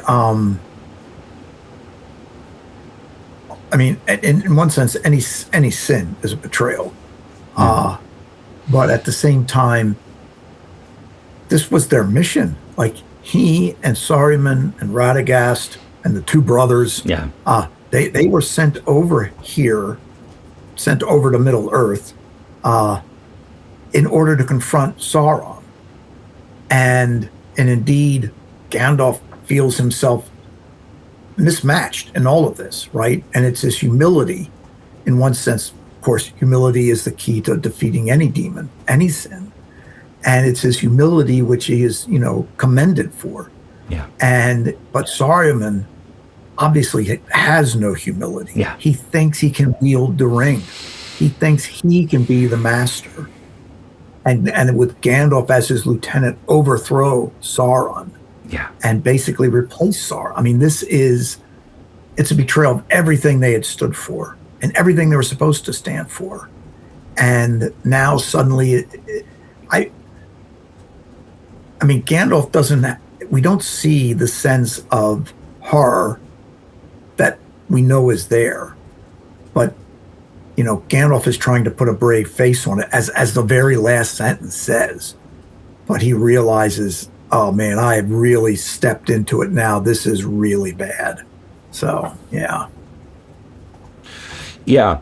The one thing that's impressive to me is, when the moment comes after Saruman's speech, Gandalf doesn't need to think about it. He's not reeling. Now, of course, this is his own account, but, the response, I've heard speeches of this kind before, but only in the mouths of emissaries. I can't think you brought emissaries from Mordor to deceive the ignorant. I can't think you brought me so far only to weary my ears. I wish I was as good at rejecting bad counsel, at turning away something like that. It's really striking. I wonder if, it almost is unbelievable, and maybe the scorn towards Radagast is necessary as the thing to be like, oh, something's not right here. So that Gandalf has time to reflect. It gives him the warning before he's faced with the choice. Yeah. Yeah. No, I mean, that right, the mask comes off right when he starts belittling Radagast. Yeah. And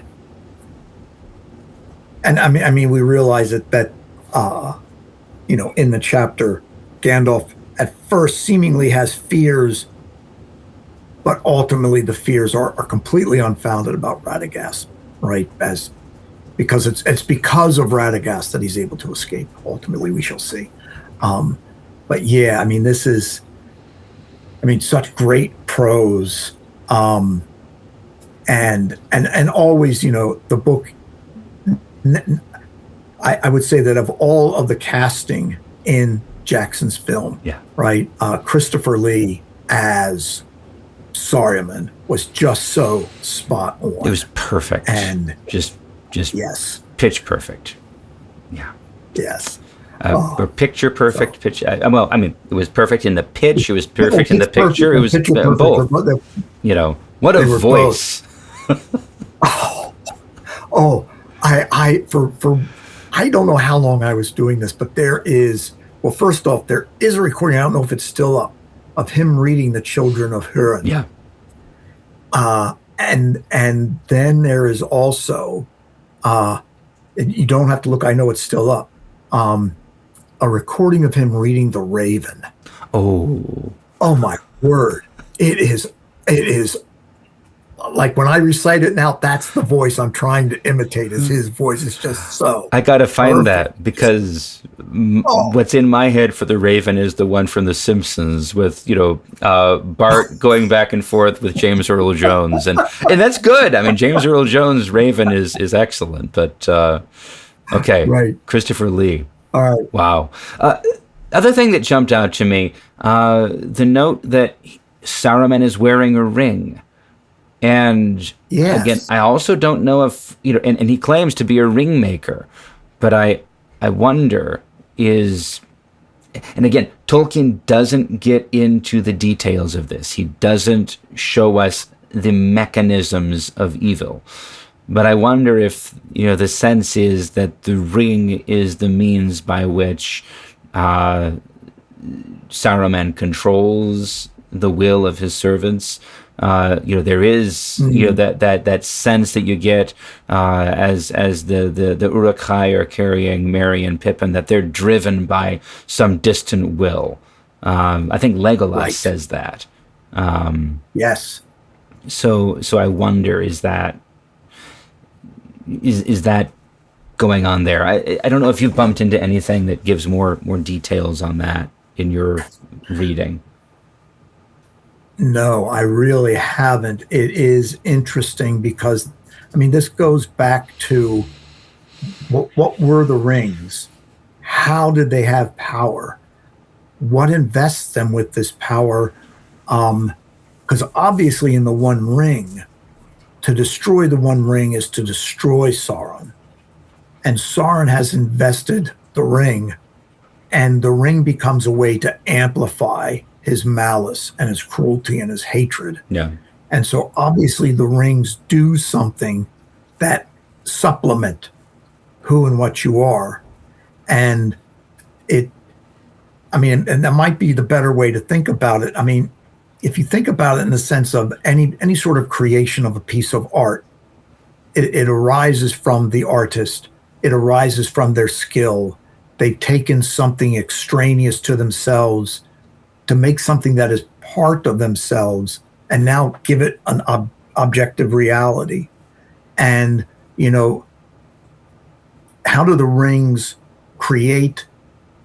How does the creation of the rings not diminish the creator, but augment them? Like, this is a really fascinating thing. But at the same time, when they're destroyed, how do they then, even though they're separate from their creator, then diminish their creator? Sure. And I think I can give a bit of a story. So I'll put it like this, Father. I have lots of augmentations in the sense that I've had both of my knees replaced, but I've never thought ever seriously about having a tattoo or any sort of piercing or anything even remotely like that. But I wear a wedding band. Mm-hmm. And this wedding band is an augmentation about a reality greater than myself. That is my marriage. And I had to remove it for surgery. I gave it to my wife, right? And she, of course, then brings it back at the end of the surgery. Right.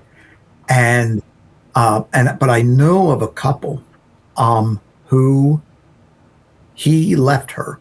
Now, thankfully, eventually they reconciled. Yeah. But he was so mad at her and an anger that had been growing for years. Yeah. He couldn't get his wedding band off. And he took a hacksaw to it and then left it on her pillow when he left. And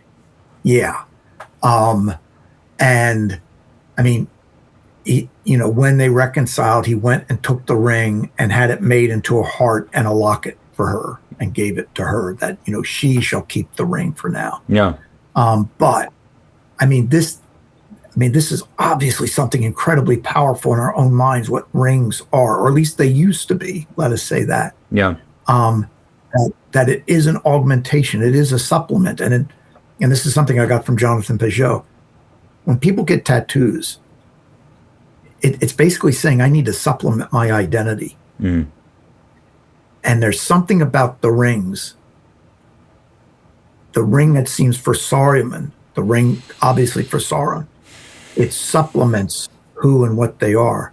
But the elven rings don't seem to supplement who and what they aid, maybe because they supplement in that way, right? But I've thought about this aspect for a while, but what does Saruman mean by it? But you bringing that up, right, as soon as we started talking about it, the will that drives them, that goes back to what are orcs. Right. Right? Orcs just automatons, like a golem or something. Golem in the old Jewish sense of golems. Yeah. Right? That are just animated by an outside spirit. Right. Right? They're effectively a robot. Yes. But driven by a will that's not present. Right. A drone, right. We would say. Yes. Yes. I wonder, though, rattling around in my mind, and again, I love elements of, the Athrabeth is in the volume Morgoth's Ring from the History of Middle-earth, but that title there and the meditation behind it, that Morgoth also put a lot of his power into the earth itself, into Arda, and therefore Arda is marred, Arda is twisted, Arda is perverted, it is wounded in some sense by what Morgoth has put into it. And I believe there's an essay that goes along with that where Tolkien effectively says Arda itself across the board is burdened with the malice and the will and the domination of Morgoth, and that remains even after Morgoth is cast out. And it seems like, on the one hand, like the One Ring perhaps gives Sauron a way to access that, to utilize those principles of domination that have been present since Morgoth started to twist what Ilúvatar had made, what the Valar had wrought with what Ilúvatar had made. But there's, and that's maybe what I was thinking. There's a principle that's like behind the ring making, because Sauron brings something to the table when he is working with Celebrimbor and the Elven Smiths. He enhances their art and their capacities, even though what they do with the 3 Elven rings he never touches. They're pure, and yet what are the arts? What is the knowledge, the secret knowledge perhaps, that he provides that is tainted? What is it that binds them to the One Ring, as it were? What they want to do with it is not to dominate other wills, and therefore their use is pure, whereas the 9 rings of the Nazgul perhaps, and to some extent the 7 rings of the dwarves, although they didn't do what Sauron wanted to do. So that's another vague what's going on there. But Saruman is entered deeply into the arts of the enemy, and now is using those arts for the works of the enemy. But what exactly it is, how it works, how it functions.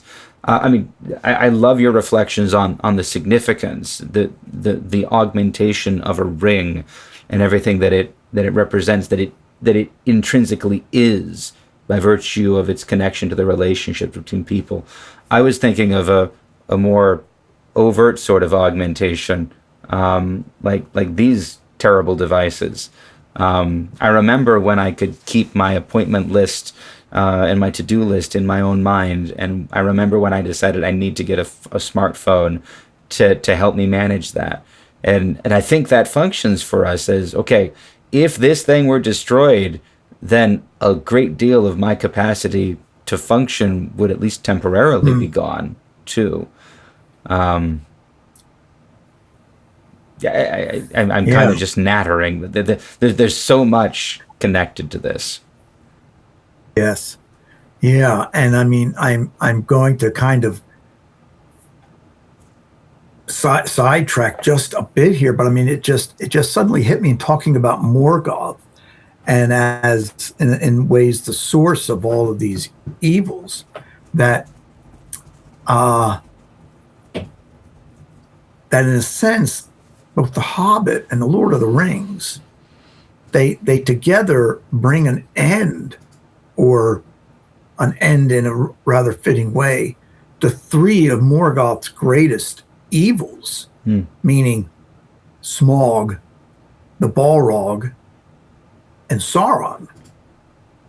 And so, in a sense, they are kind of a fitting ending to everything in the Legendarium that begins back with the dissonance in the singing. But it also tells us that just how elaborate becomes the evil, right? That Tolkien is laying out here. And so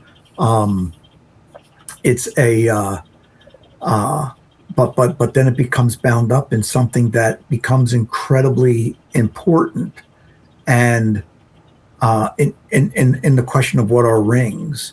And if we go back, because the Bible doesn't speak, it'll talk about rings, but not rings in the sense in which we think of them now. But rings really come to them from things such as into Christianity, because of the place that rings held among the Greeks and the Romans in particular. But then, of course, rings are big among the Norse, Right. right? And so this is really where Tolkien is picking them up. But I mean, it's a, I mean, it's far more than there's a word that writers and people who talk about movies use, and I can't remember the word at the MacGuffin. moment. Yes, Yeah. right. The ring is far more than just a MacGuffin. Yeah. Exactly. Right. Yes. Thank you. Yeah. No, it's laden with all the significance of rings in relationships, rings in mythology, and with the objectification or instrumentalization of our nature as icons, as living icons of God. If we objectify and instrumentalize that and externalize that somehow for the sake of efficiency or effectiveness, the tool turns against us so quickly. If we can let it simply, but there is also a right way for it. Again, a wedding ring is not the marriage, and yet it symbolizes and becomes it becomes an icon of the marriage in a sense. I don't know if I'm happy with that sentence, but something is there. There's something. So if we think about, how I think about sacraments, Mm-hmm. and we see this in some of the writings of our fathers, that ultimately the symbol is the throwing together of two things, Right. two realities, and of course in baptism it's the bringing together of the Holy Spirit and water. Yeah. Now the Holy Spirit therefore makes the water something greater than what it was, right? And the bringing together of the Holy Spirit upon bread and wine to make it something greater than what it was. Right. And so in a sense, the gold around my finger has now become something greater than what it was, in that my wife and I together are greater than what we were, right, before the wedding. And the ring itself then becomes an aspect of this. Perhaps icon may be the better thing as opposed to sacramental. I mean, icons are sacramental, though they're not sacraments. But marriage is a sacrament. Sure. And so, the ring in this regard, and of course, rings are all through Tolkien, right? The Ring of Barahir, Right. So important. And so, these things, they're more than just a bit of gold that's been beaten into a lovely shape. Sure. And just thinking about it, what are the functions of,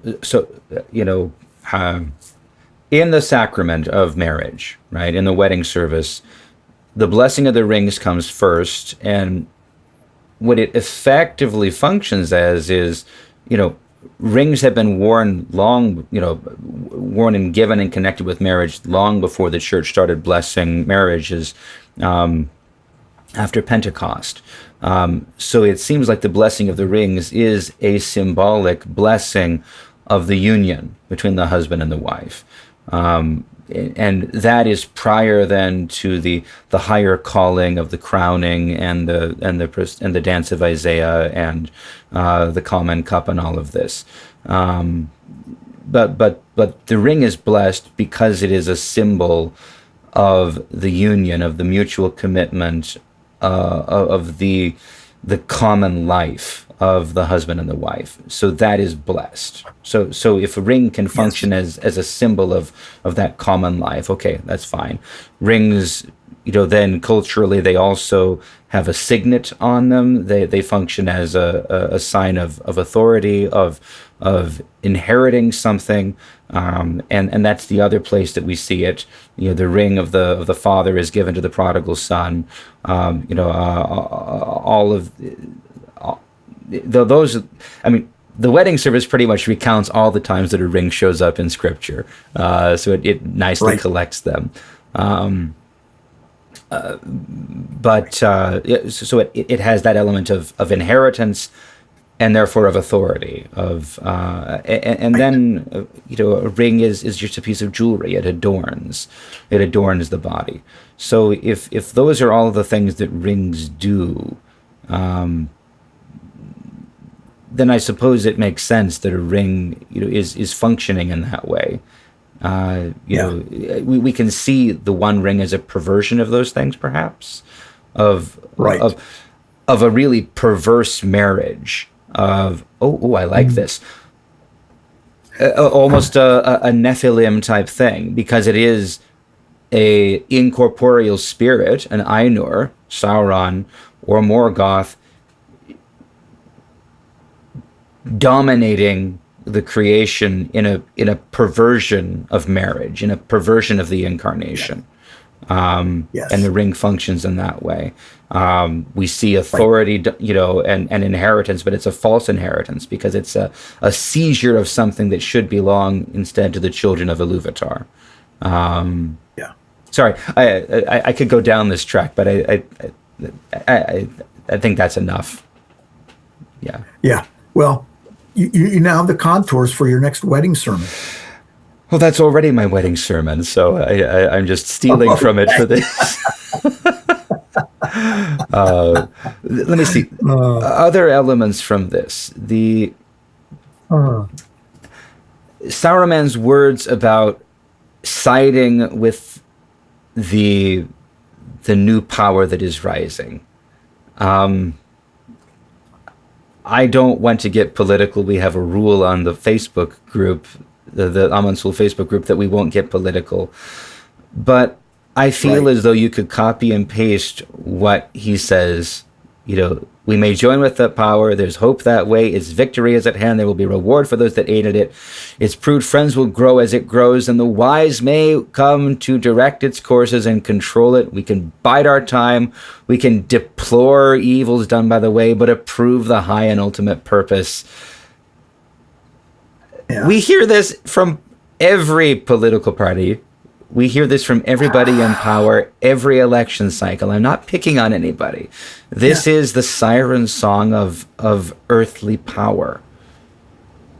Right. And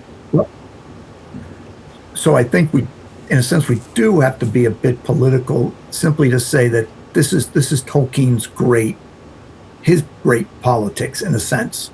Whether we want to say they're great politics or not, but I think that this is, in one sense, this is in another key, the king in Farmer Giles of Ham, and Tolkien's basic fear of people who desire power. Yeah, that those who desire it are the ones least able to wield it, and I think that there is a political aspect to this, and so I don't think we can just brush it aside. Yeah. But at the same time, it's far too easy, given our polarized society, that everyone on one side basically sees everyone on the other side as Saruman. Yeah. Right. And I don't want to say I'm immune to all this, because I basically think that all sides are Saruman. That's just really what I'm trying to say. All sides are Saruman. Right. So, it's a dangerous thing to wield power. Very dangerous. And I think that this is part of what's going on here. Yeah. And it's also what's going on with Bombadil and what's going on with Galadriel. All of these are giving us an example. But Bombadil's approach is necessary, is vital. That's the role he plays. Whether he's any other character, that is what he does. He has renounced mastery completely. He'll help, he'll enable, he'll even equip the hobbits when they're passing through, but he does not intervene, beyond, rescuing them in his own land. He's not dominating anyone else. Gandalf, he is engaged. He does go out. He works to inspire wills, but never to dominate them. right? And seeing Right. how Gandalf walks that line, seeing how Galadriel abandons all mastery at the end, and then seeing how Saruman falls, how Sauron has fallen long before. We're getting the picture of all the different ways to engage with that call to power. Right. And I think we see this in Aragorn. He's hesitant to take up the mantle, but he does it out of duty, Yeah. right? I mean, I think that's the great thing. He's not seeking it. And in this way, he's one of the foils to Boromir, who basically now becomes enamored of the ring and Right. enticed by it and seduced by it. Whereas, but Boromir is, I think he's someone who revels in the fight. Yeah. Whereas his brother, who probably is equally the soldier, right? He doesn't revel. He in does the not fight love at the all. sword for its, yeah. Yeah. So this is so key. It's so key in that who would be greatest among you must be the servant of all. Yeah. And back to humility, right? So yeah.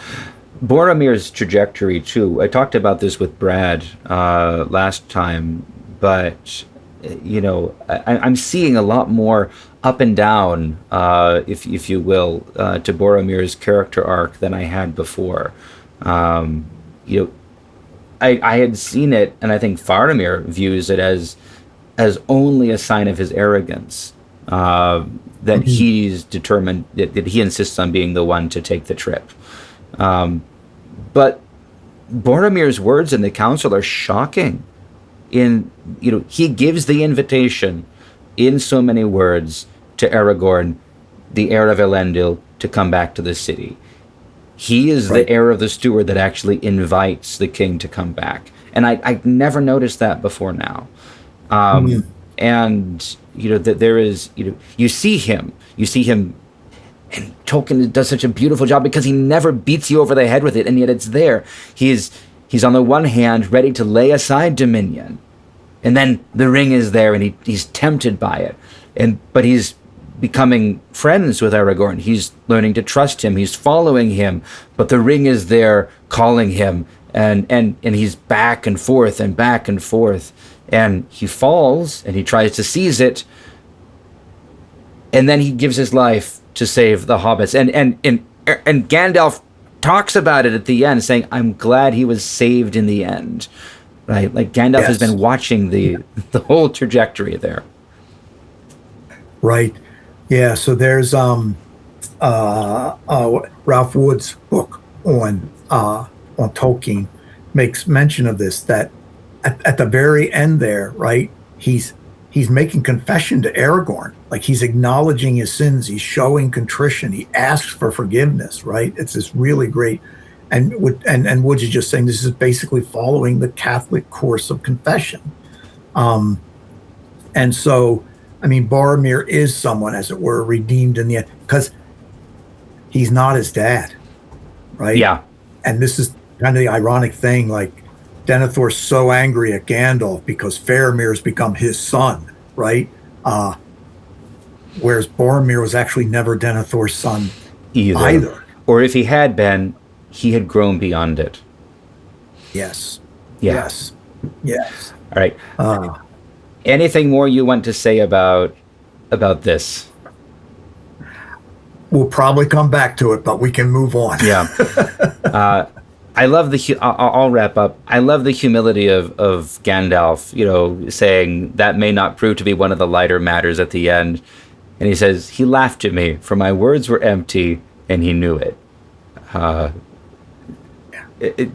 Anyway, all right. Moving forward. Gandalf describes his rescue by Gwaihir, who came because Radagast was not false. He had not fallen. He did as Gandalf asked, and he asked all beasts and birds to bring news to Orthanc. So the eagle brings him to Rohan, and he's greeted coldly there because of Wormtongue, but is sent away with whichever mount he chooses. So he chooses Shadowfax and rides like the wind to the Shire, as we said in the outline. Now, the exchange with Butterbur afterward is fun because Gandalf is so happy that he... And then I paused as I was writing because this is really interesting. I was going to say Gandalf puts an enchantment of excellence on Butterbur's beer, but that's not what Gandalf says. He says that he said, "May your beer be laid under an enchantment of surpassing excellence for 7 years." I think I have thoughts about that particular verbiage and how it isn't what I was going to say, but I'll give you first crack at it, Cyril.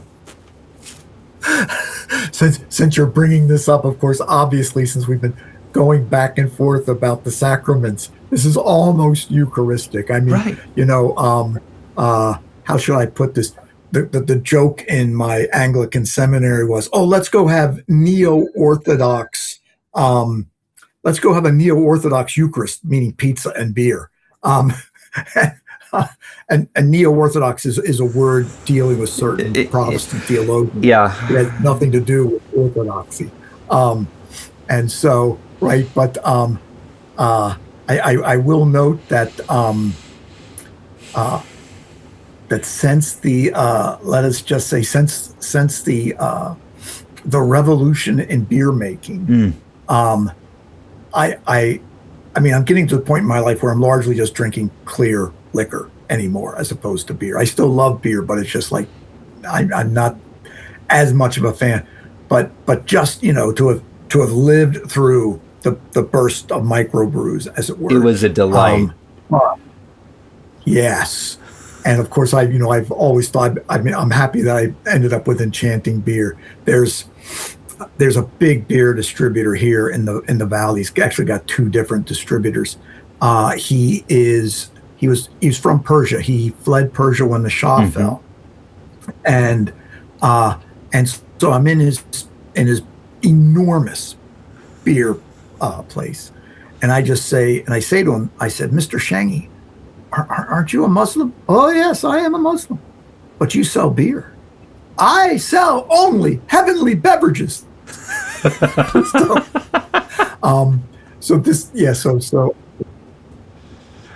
And now he has that beer heaven is what it says in it when you walk into his place. Nice. I mean, he has hundreds of types of beers, but regardless, but this has these kind of overtones, right? About that. I don't know if I 100% think that this is what Tolkien's aiming at, but it's certainly what we're reading into the text. So it's what I'm reading into the text. Yeah. It's almost a What I was struck by was the distinction between, Gandalf saying, I will put an enchantment of surpassing excellence on your beer, versus may your beer be laid, right? The one is, I have power and I am exercising it. The other is a prayer.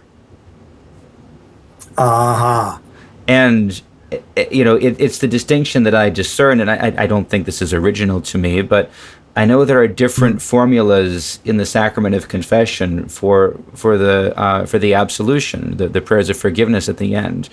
I believe that in the Roman Catholic context, but I can't quote it. But my sense is, never mind Roman Catholic, but in some contexts, the Father Confessor will say effectively, by the power vested in me, I forgive your sins. But in the Evchologia of the Church that I'm familiar with, is the priest says, I have no power to forgive sins, only God has that power. But because of what the Lord said to his apostles, what you bind, whatever you bind will be bound, whatever you loose will be loosed, we make bold to say, whatever you've confessed, may God forgive you in this life and the life to come. So it's a prayer. And I like the distinction. I like that Gandalf doesn't say, I will put an enchantment on your beer. It's expressed as a prayer. And that's beautiful. It is. I mean, now I'm going through all this, Father Anthony. All I can say is, I hope no one at the conference listens to this conversation, because now it's like all these thoughts are flooding into my head about the nature and relationship of good to evil in Tolkien. But anyway, I mean, I'll reread it all this summer in preparation. But yes. Good. I'm happy that I can be even a small part of your reflection, because I was invited. You shall be a footnote in my. I can attend as a footnote. Father Andrew invited me, and I can't. It's the weekend right before our Greek festival, and I can't abandon the parish family then. But Right. Anyway. Right. Oh, no, understood. Right. And so, moving on. So after that, Gandalf describes going to Weathertop and facing down what seems to be all 9 of the Nazgul, which is impressive and perhaps worth noting, considering Peter Jackson's decisions at the Gate of Minas Tirith. Enough said. Then Gandalf leads 4 of the riders on a wild goose chase north of Rivendell. Eventually, he reaches the valley only 2 days before Frodo. And then another favorite line from Gandalf of mine, another of my favorite lines. Would you read this, Cyril? Yes. And that, Frodo, is the end of my account. May Elrond and the others forgive the length of it. But such a thing has not happened before, that Gandalf broke tryst and did not come when he promised. On account of the ring bearer of so strange an event was required, I think. On account to the ring bearer of so strange an event was required, I think. Yes. So I love the humility. Gandalf is apologizing to Frodo. He's saying, you trusted me and I let you down.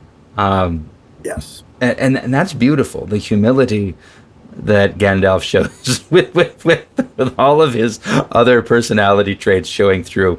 But, the other thing, I spend a lot of time running late these days. I don't know. I'm overscheduled, certainly. I aspire to the sort of dependability that Gandalf claims for himself here, and I love the way he says it.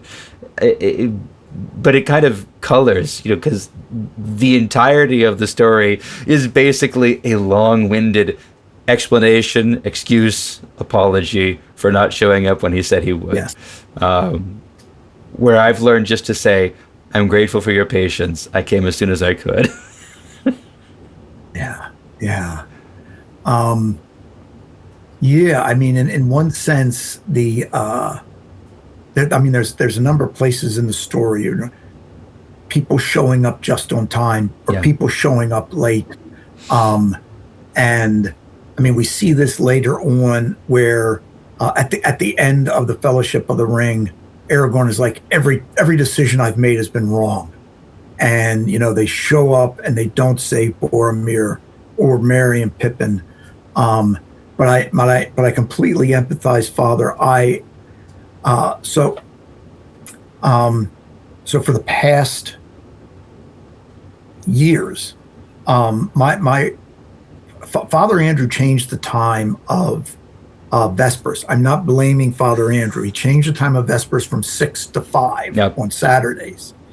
And this was basically inherited by Father Joseph Landino, our priest now. Yeah. But my wife worked she worked a 12-hour shift Friday night into Saturday morning, and then from Saturday night into Sunday morning.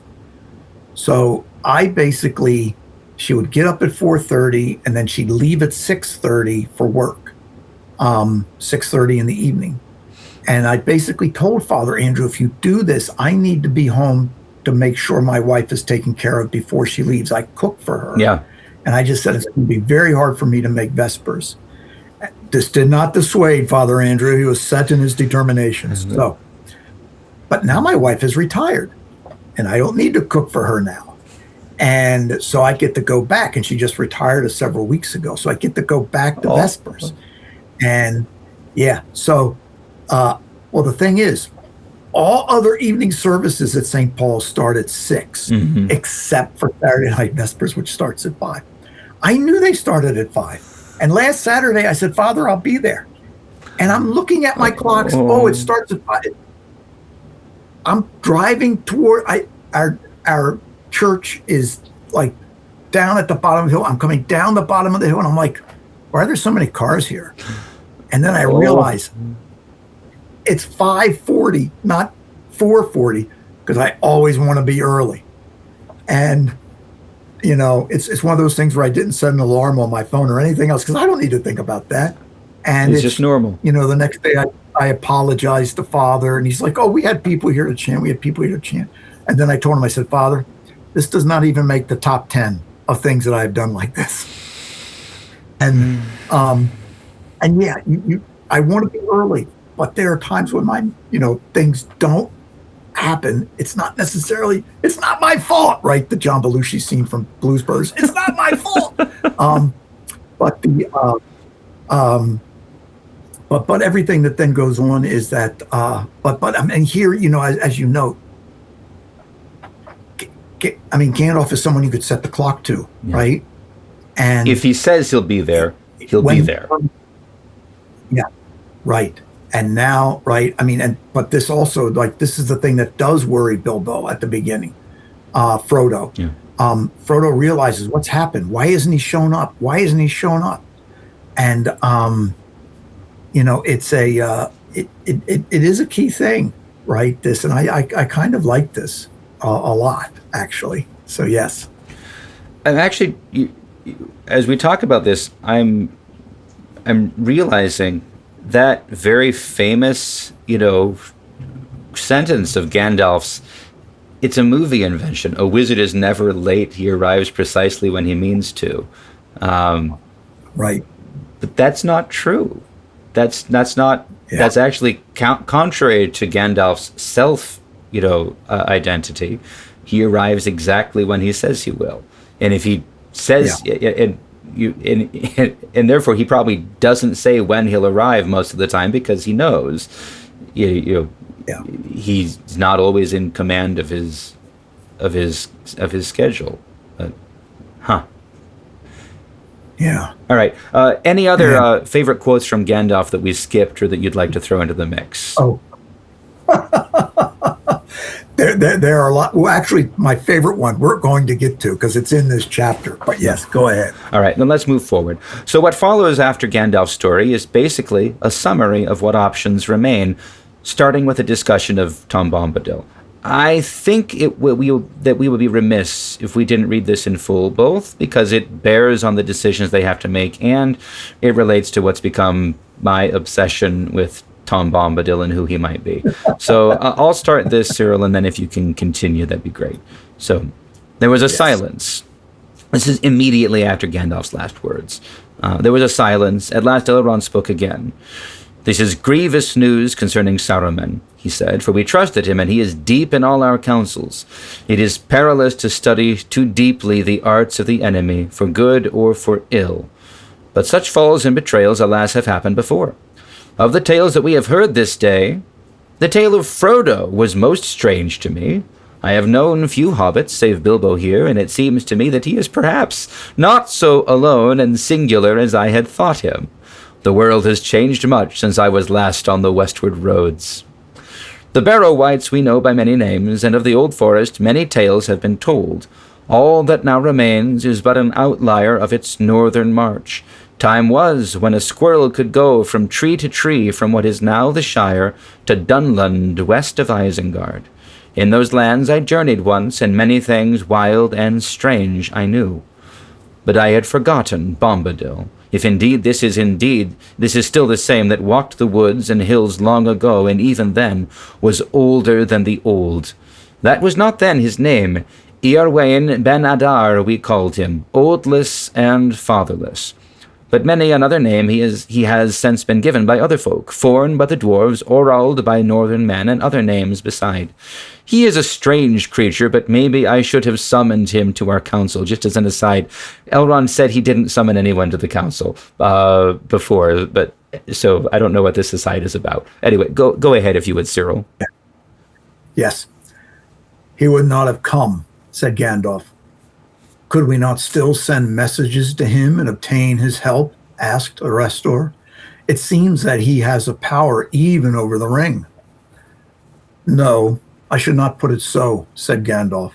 Say rather that the ring has no power over him. He is his own master. but he cannot alter the ring itself nor break its power over others. And now he is withdrawn into a little land within bounds that he has set, though none can see them, waiting perhaps for a change of days, and he will not step beyond them. But within those bounds nothing seems to dismay him, said Arrestor. Would he not take the ring and keep it there, forever harmless? No, said Gandalf, not willingly. He might do so, if all the free folk of the world begged him, but he would not understand the need. And if he were given the ring, he would soon forget it, or most likely throw it away. Such things have no hold on his mind. He would be a most unsafe guardian, and that alone is answer enough. But in any case, said Glorfindel, to send the ring to him would only postpone the day of evil. He is far away. We could not now take it back to him unguessed, unmarked by any spy. And even if we could, soon or late, the Lord of the Rings would learn of its hiding place and would bend all his power towards it. Could that power be defied by Bombadil alone? I think not. I think that in the end, if all else is conquered, Bombadil will fall, last as he was first, and then night will come. And continuing, I know little of Eorwain save the name, said Galdor, but Glorfindel, I think, is right. Power to defy our enemy is not in him, unless such power is in the earth itself. And yet, we see that Sauron can torture and destroy the very hills. What power still remains lies with us, here in Imladris, or with Círdan at the Havens, or in Lorien. But have they the strength? Have we here the strength to withstand the enemy, the coming of Sauron at the last, when all else is overthrown? I have not the strength, said Elrond. Neither have they. Then if the ring cannot be kept from him forever by strength, said Glorfindel, two things only remain for us to attempt, to send it over the sea, or to destroy it. But Gandalf has revealed to us that we cannot destroy it by any craft that we here possess, said Elrond, and they who dwell beyond the sea would not receive it. For good or ill, it belongs to Middle-earth. It is for us who still dwell here to deal with it. Then, said Glorfindel, let us cast it into the deeps, and so make the lies of Saruman come true. For it is clear now that even at the council his feet were already on a crooked path. He knew that the ring was not lost forever, but wished us to think so, for he began to lust for it himself. Yet oft in lies truth is hidden. In the sea it would be safe. Continuing. Not safe forever, said Gandalf. There are many things in the deep waters, and seas and lands may change, and it is not our part here to take thought only for a season, or for a few lives of men, or for a passing age of the world. We should seek a final end of this menace, even if we do not hope to make one. And that we shall not find on the roads to the sea, said Galdor. If the return to Eorwain be thought too dangerous, then flight to the sea is now fraught with gravest peril. My heart tells me that Sauron will expect us to take the western way when he learns what has befallen. He soon will. The nine have been unhorsed indeed, but that is but a respite ere they find new steeds and swifter. Only the waning might of Gondor stands now between him and a march in power along the coasts into the north. And if he comes, assailing the white towers and the havens, hereafter the elves may have no escape from the lengthening shadows of Middle-earth. Long yet will that march be delayed, said Boromir. Gondor wanes, you say, but Gondor stands, and even the end of its strength is still very strong. And yet its vigilance can no longer keep back the nine, said Galdor. And other roads he may find that Gondor does not guard. Then, said Erestor, there are but two courses, as Glorfindel already has declared. To hide the ring forever or to unmake it, but both are beyond our power. Who will read this riddle for us? None here can do so, said Elrond gravely. At least none can foretell what will come to pass if we take this road or that. but it seems to me now clear which is the road that we must take. The westward road seems easiest, therefore it must be shunned. It will be watched. Too often the elves have fled that way. Now at this last we must take a hard road, a road unforeseen.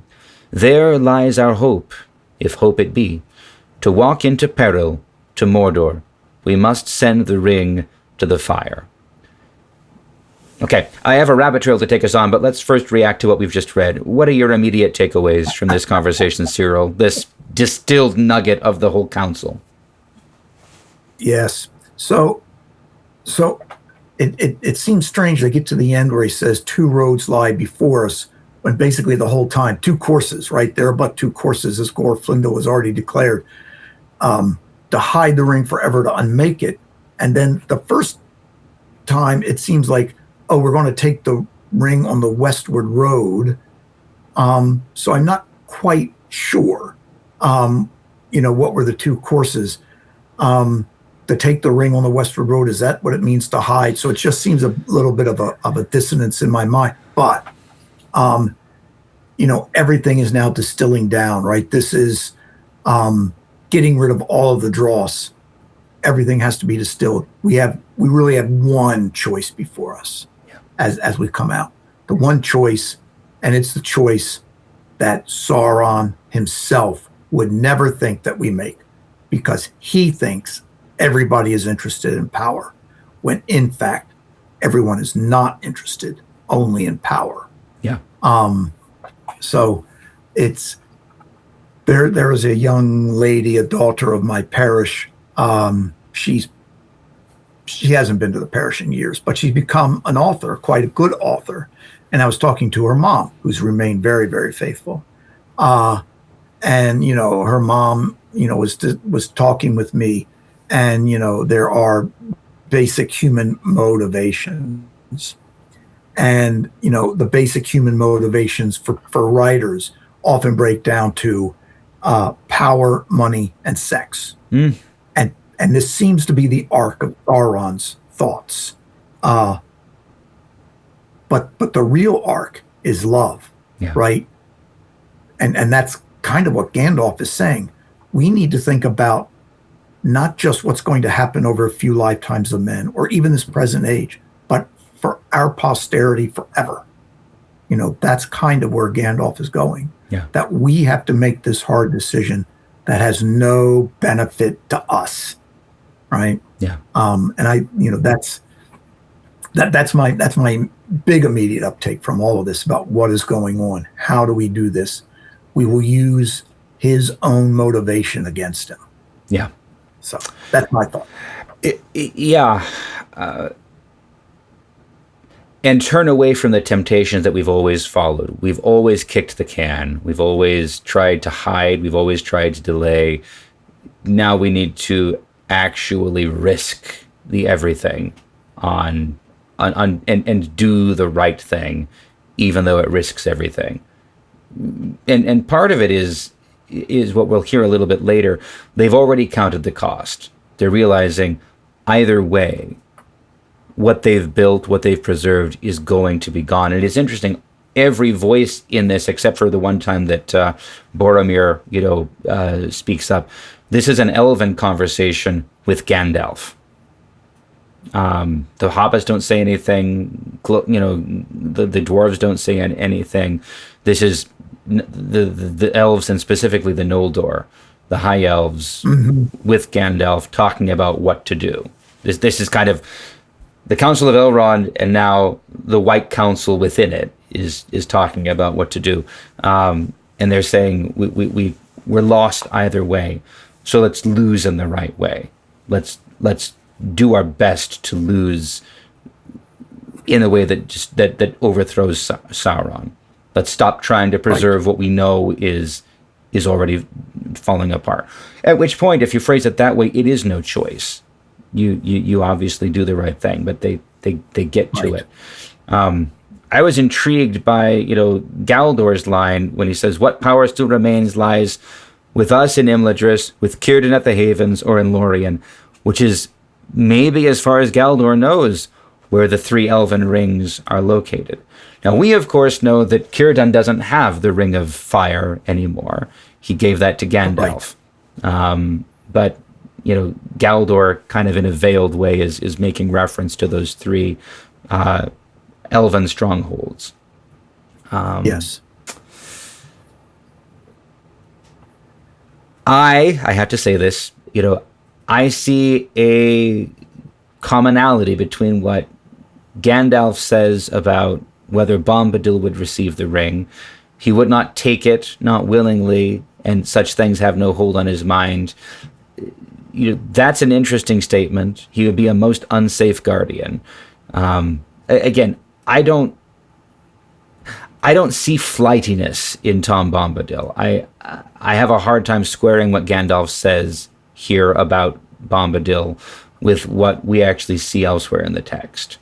I'm not sure he's a dependable, a trustworthy, witness here. Which is, I don't want to call him into just. The other question is, it's not clear to us how much the elves know about Bombadil. They're aware of him. Mm-hmm. They don't know what his category is. Elrond affirms that Galdor and Glorfindel both seem to. Anyway, but the statement, we can't send the ring to Bombadil, I read that together with what Elrond says, those who dwell beyond the sea would not receive the ring. It is for us to deal with it. I suspect that whether those beyond the sea are represented also by Bombadil or not, right. These are of a type. It's not part of their.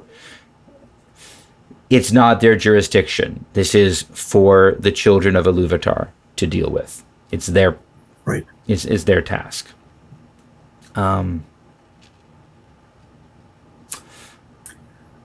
Other comments, other thoughts about this long passage here? Yeah. I had one flitting through my head, Father, but then going back to Bombadil has now running down. So, as oldest, right? We're not told the age of Galdor and Arestor. We know that Glorfindel is very old. Yeah. As old as Galadriel, perhaps. He's with Turgon when they go into the Vales of Sirion. And so, but it's also obvious that in a sense, where Glorfindel lives, right, in Gondolin, that is far, far, far, far removed. Because if you look at a map in the Silmarillion, where Bombadil lives is not even on that map. Yeah. It's to the southeast from all of that. So he may have known of him, right? And this, I'm not speaking for or against your idea about Bombadil being Ole, but it's obvious that what Bombadil is doing, there's something akin to it in the sense that he is of the Undying Lands in some way, right? And therefore,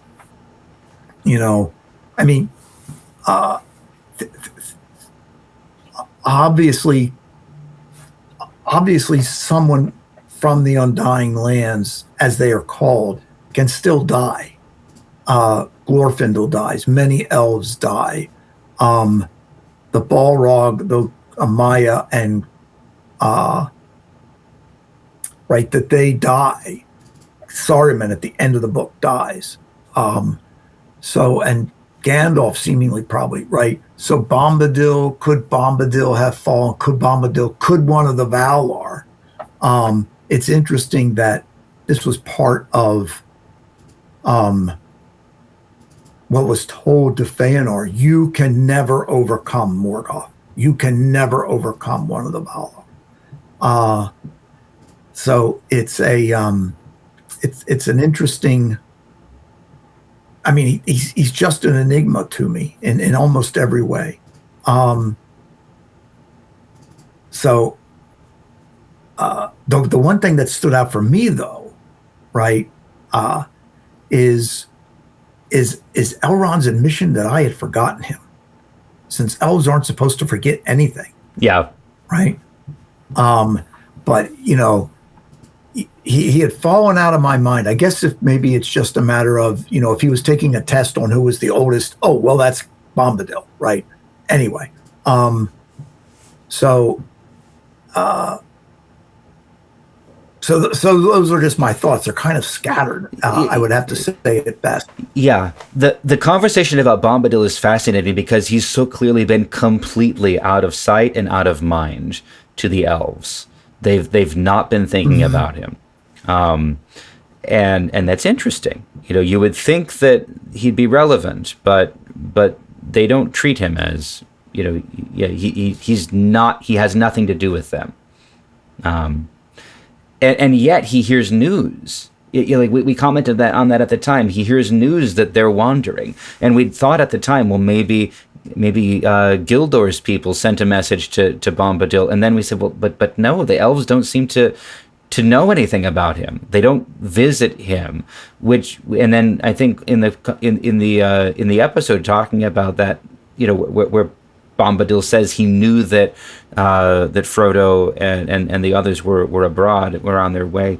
We suggested, well, maybe the trees in the Shire, brought the news, or maybe Bombadil just sees farther without any need of assistance or news. Yeah, I mean, he talks to Farmer Maggot, yeah, but he wouldn't have gotten that news from Farmer Maggot. No. I think it's also interesting, though, that Aragorn knows who Bombadil is because he references him at the Prancing Pony. That's true. And he said, right, that he had, so he knew who Bombadil was. And Bombadil knows who Aragorn is because he gives them that vision of the whole line of the kings and the chieftains of the Dunedain, and the last of all, the one with the star on his forehead. Yes. I mean, this itself would just be, trivia night about Bombadil. Yeah. So anyway, yes, those are my thoughts. Yeah. Anyway, the other thing jumped out to me. I want to pull the map up for a moment, and I don't think you can see this, but I pulled up a map of. This is the normal Shire map. It's a colorized version. The map of Middle-earth in the Third Age, which shows up generally. And what's interesting is, that line where, Elrond is talking about the old forest and the barrows, and he talks about the forest once being it's the last remnant of the great forest that used to stretch all the way from the Shire to Dunland. But Dunland near Isengard, but that effectively means that it stretches. Well, Fangorn Forest is on the other side of the Misty Mountains, but there's no reason to think that the forest wouldn't have gone through the Gap of Rohan and been one single forest. So, okay, that on the one hand, I'm just giving a picture of what we've been talking about. On the other, right. That sits there in my head, associating potential Vala masquerading as unimportant figures in Middle-earth, in the forest that is also walked by the Ents and the Entwives, who are the particular people of Yavanna. I feel like there might be some significance there, but this is not the time. Just saying that's there in my mind. All right. There's one path, and Elrond says we must shun the easy path. We need to take the unforeseen road, the road that we can't guarantee the outcome, because we're losing everything anyway. If we have any hope, that's the only hope there is. We must send the ring to the fire. All right. Now my rabbit trail, and this is where we'll just for the sake of covering it, because I can't not, we need to take a little bit of time to see how the discussion of the nature of Tom Bombadil here in the Council of Elrond develops. The basic point that Tom is not a solution for the ring goes back to the earliest draft of the chapter. As we said, it's a narrative necessity at the least. But it's interesting how it's developed. So in the first draft, Gandalf says of Bombadil, "Why did I not think of Bombadil before? If only he was not so far away, I would go straight back now and consult him. We have never had much to do with one another up till now. I don't think he quite approves of me somehow. He belongs to a much older generation, and my ways are not his. He keeps himself to himself and does not believe in travel. But I fancy somehow that we shall all need his help in the end, and that he may have to take an interest in things outside his own country." All right, let's pause and talk about that for a bit. The idea of Bombadil as an older generation from Gandalf, that's intriguing. I don't think it shows up again. This is the one time. And also the sense that we'll need his help. He'll have to take an interest in things outside his country. That obviously is rejected early and doesn't come back again. And really the way that he writes the final chapter articulates why Bombadil, it just articulates that he won't take an interest in things outside his country.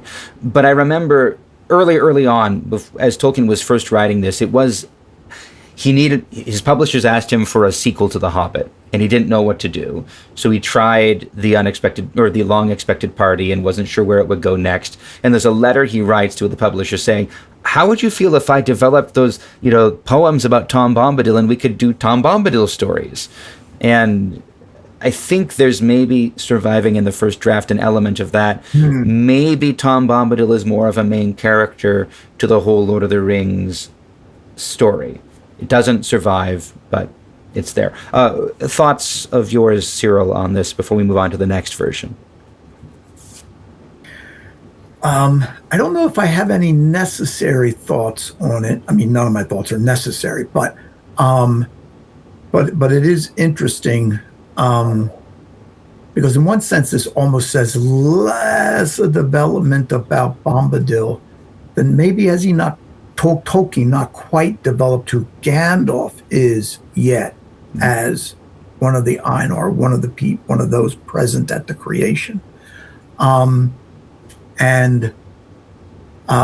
simply to make such a kind of a big chronological gap between him and Bombadil, which we know in the final version isn't there. Was this actually saying something about Bombadil as much as it may have been saying something about that Gandalf is not yet as developed as he would be?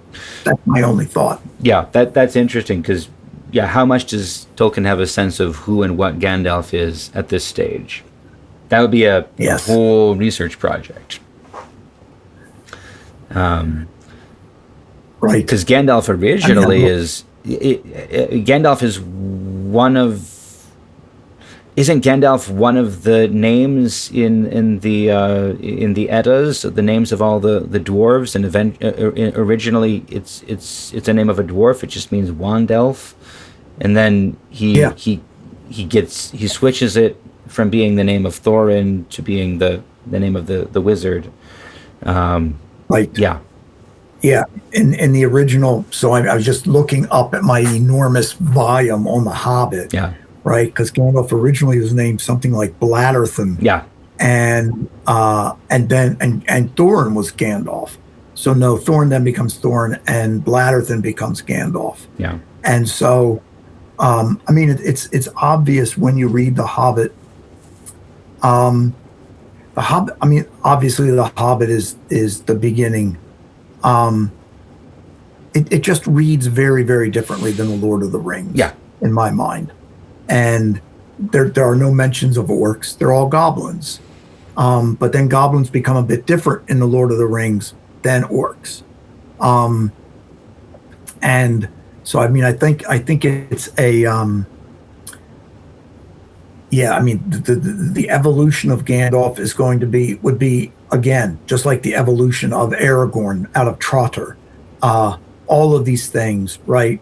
Uh, um, it's amazing, the revisions, because like almost every Tolkien fan, I tried writing some stuff, and whenever I've written stuff, fiction stuff, my characters just end up doing stupid things I never intended them to do. What's going on here, right? And so Tolkien has to kind of rein in all of his different iterations of this and try to distill them. And it comes out in that there are contradictions in his text. I know people don't want to hear that, but there's contradictions about Thror, Thrain, and Thorin. Yeah. Right? Well, which one was actually the grandfather, right? And so, those types of things that even the genius of Tolkien's stature doesn't actually iron all these out. And I think that that's one of the great things about the book, right? So that's my thoughts. And that he leans into it. So, all right. So the next version, the next iteration, Gandalf actually does visit Bombadil. The next draft, Tolkien says, well, he says he would go back, let's have him go back. But he gives us nothing of what they say to each other. So Erestor in that version says, it seems he has a power even over the ring. Gandalf replies as follows. Would you read this, Cyril? It's a little different. Yes. That is not quite the way of it. The ring has no power over him or for him. It can neither harm nor serve him. He is his own master, but he has no power over it, and he cannot alter the ring itself nor break its power over others. And I think that the mastery of Tom Bombadil is seen only on his own ground, from which he has never stepped within my memory. And the rest of what happens is similar to the final version, save that this notable line, I doubt whether Tom Bombadil, even on his own ground, could withstand that power, but I am sure that we should not leave him to face it. So I think in this iteration, we have almost more clearly than anywhere else, perhaps, this sense of Bombadil as something completely other. He has no power over the ring. The ring has no power over him. It can't harm him, and it can't serve him. That was interesting. Right. It can't serve him. Not he won't use it to serve him.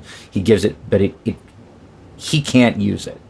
That can't is a really striking thing. I don't, and that's a draft. I don't know how seriously to take it, but this is one I think that supports more that sense of Tom as an enigma, Tom as a breaking of the fourth wall almost.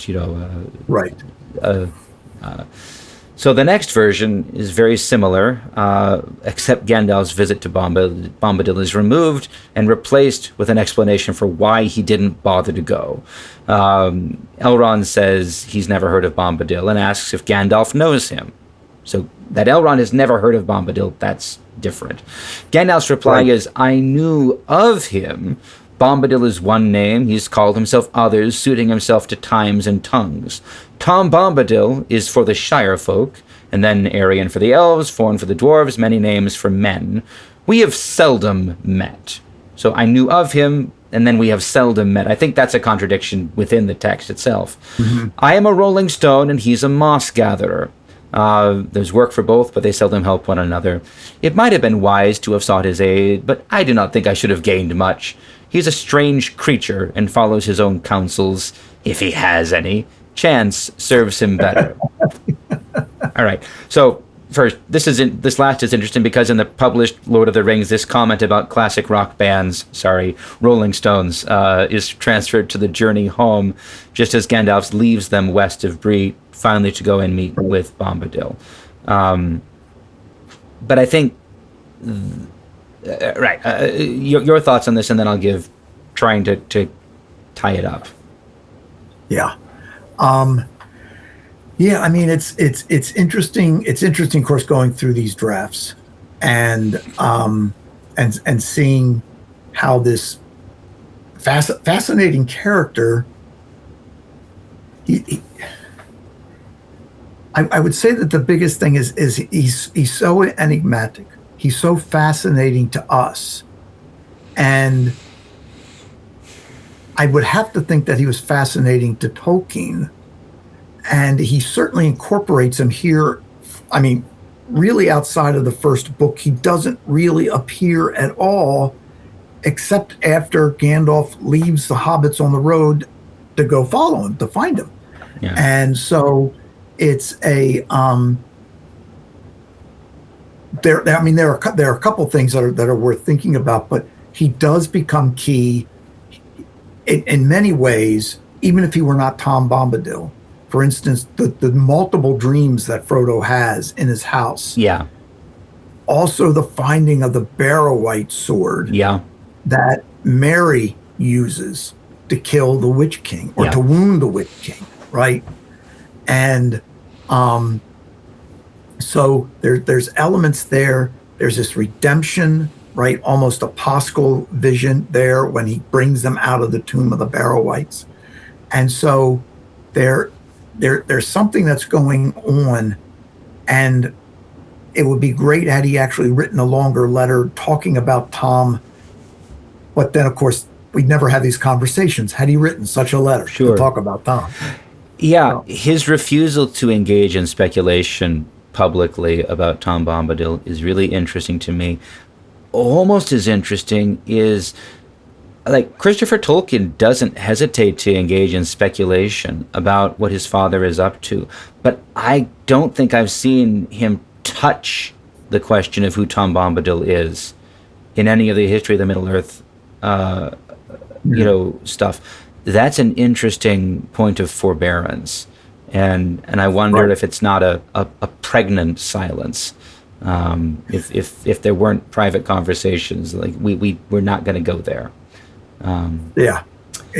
Anyway, trying to sum this up, I think the first draft has a remnant of that fact that Tolkien's original idea for the Hobbit sequel was an expansion of that poetry, and the idea that Tom might need to get involved in the whole War with the Ring kind of reflects that. And the subsequent drafts seem effectively to map out the process of stuffing that plot bunny all the way back into its burrow. But I think there are also signs of Tolkien ruminating on Bombadil's nature in the course of it, and also kind of refraining from making any conclusions. And yeah. Any other thoughts, Cyril? Yeah, just to say, this is opening a can of worms, right? That we may not want to eat, of course. But what exactly would it have looked like had instead Elrond said, "All right, we're putting this on hold. Glorfindel, get on your horse, go get Tom, bring him here. Let's talk about this." And then suddenly Tom Bombadil becomes. They leave Pippin behind because he's just a catastrophe anyway. And Bombadil becomes the next member of the party. Sure. Right? What's going to happen then with the Fellowship? Right? What's Bombadil going to do when he faces the Balrog with Gandalf? All these different things now. It becomes like it so wildly changes the story. Right. So yeah. And I think that Tolkien's like, let's just put him back. He may be too powerful in elemental power, in the sense that if he goes on, it may end up messing up everything that he wants. That's just a wild thought at the top of my head. Yeah. I mean, he certainly can't come back into it, with that level of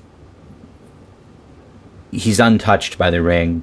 They talk about how can we possibly go and consult him, and yet my imagination ran off as you were talking. Okay, Glorfindel jumps on his horse, or Frodo says, simply starts singing the rhyme, Tom Bombadil, and Tom shows up, because we've already seen spatial limitations don't really apply to him. Right. Except, hey, do, Mary, do, right? Yeah, it shows up. And yet, what does he do? My argument would be, well, if he's going to go toe-to-toe with Sauron, then that's the kind of fight that breaks the world, as it's done before. Right. And frankly, even what they describe, if Sauron came in strength, then they think Bombadil would, in the end, be destroyed. They say the thing about power is not in him, and unless in the hills. But we've seen Sauron can I forget. Sauron does terrible things to the hills. Right. But the Vala that made the hills was Aule. Yeah. All right. I'm going to stop myself. Let's move on. What follows is Boromir's proposal that the ring should be used. Would you read this, Cyril? And we'll go back and forth with this as well. I think we're getting toward our last selections. Right. The men of Gondor are valiant. They will never submit, but they may be beaten down. Valor needs first strength and then a weapon. Let the ring be our weapon. If it has such power as you say, take it and go forth to victory. Alas, no, said Elrond. We cannot use the ruling ring. That we now know too well. It belongs to Sauron and was made by him alone and is altogether evil. Its strength, Boromir, is too great for anyone to wield at will, save only those who have already a great power of their own. But for them it holds an even deadlier peril. The very desire of it corrupts the heart. Consider Saruman. If any of the wise should with this ring overthrow the Lord of Mordor, using his own arts, he would then set himself on Sauron's throne, and yet another Dark Lord would appear. And that is another reason why the ring should be destroyed. As long as it is in the world, it will be a danger even to the wise, for nothing is evil in the beginning. Even Sauron was not. So I fear to take the ring to hide it. I will not take the ring to wield it. Nor I, said Gandalf. And I want to just underline that line. That's one of my favorites. I fear to take the ring to hide it. I will not take the ring to wield it. Yeah. Yes. Boromir looked at them doubtfully, but he bowed his head. So be it, he said. Then in Gondor we must trust to such weapons as we have. And at the least, while the wise ones guard this ring, we will fight on. Mayhap the sword that was broken may still stem the tide, if the hand that wields it has inherited not an heirloom only, but the sinews of the kings of men. Who can tell, said Aragorn, but we will put it to the test one day. May the day not be too long delayed, said Boromir, for though I do not ask for aid, we need it. It would comfort us to know that others fought also with all the means that they have. Then be comforted, said Elrond, for there are other powers and realms that you know not, and they are hidden from you. And you and the great flows past many shores ere it comes to Argonath and the gates of Gondor. All right, so your thoughts, Cyril. Yeah, so I think first and foremost is that Boromir looked at them doubtfully. He's like, Are you sure you don't want to do this? Are you sure about that? And then it's just like, okay, well, the consolation prize is this bedraggled, lean man here with a broken sword. Okay, this is the consolation prize. Is that it? And, and Aragorn has just kind of let this roll off his back, right? If you have doubts, so what? Everybody has doubts. Butterbur has doubts. I mean, this is almost, I feel like, what is going through Aragorn's mind. Like, you snooty little man. I mean, he's not a little man. Boromir is supposed to be rather big and strong. Yeah. Though, I do agree, Sean Bean was great as Boromir, right? Yeah. But this always goes through my mind, so I always kind of bring this up. When I first read The Lord of the Rings, it was back in the 70s. Yeah. And, I had in my mind images of who and what I thought. I mean, when I read, Gandalf is always Gandalf of the Hobbit. That's how I always thought of him. Yeah. But Aragorn was always Gregory Peck in my mind, right? Possessed with this great voice, lean, muscular, and Boromir was more or less another lean, muscular type of guy like Sean Connery or something, right? Sure.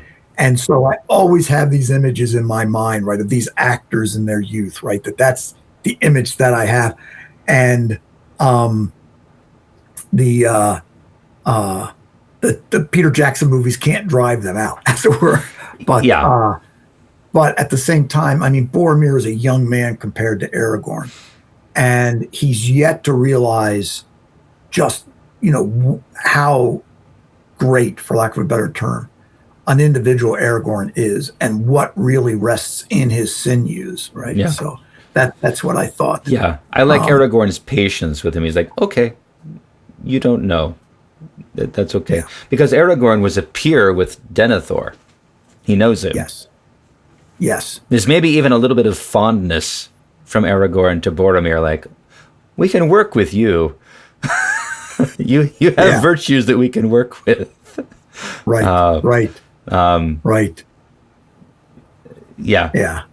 And that calls to mind, one of the things that I think is said about, one of the things that the men of Rohan say about, that the Éomer says about Boromir is that he seemed more like a warrior of the Rohirrim than a proud man of Gondor. And on that basis, there's a lot of room for Aragorn and Boromir to connect. Whereas Denethor, with all of his loftiness, Denethor has delusions of grandeur. Yes. Yeah. So.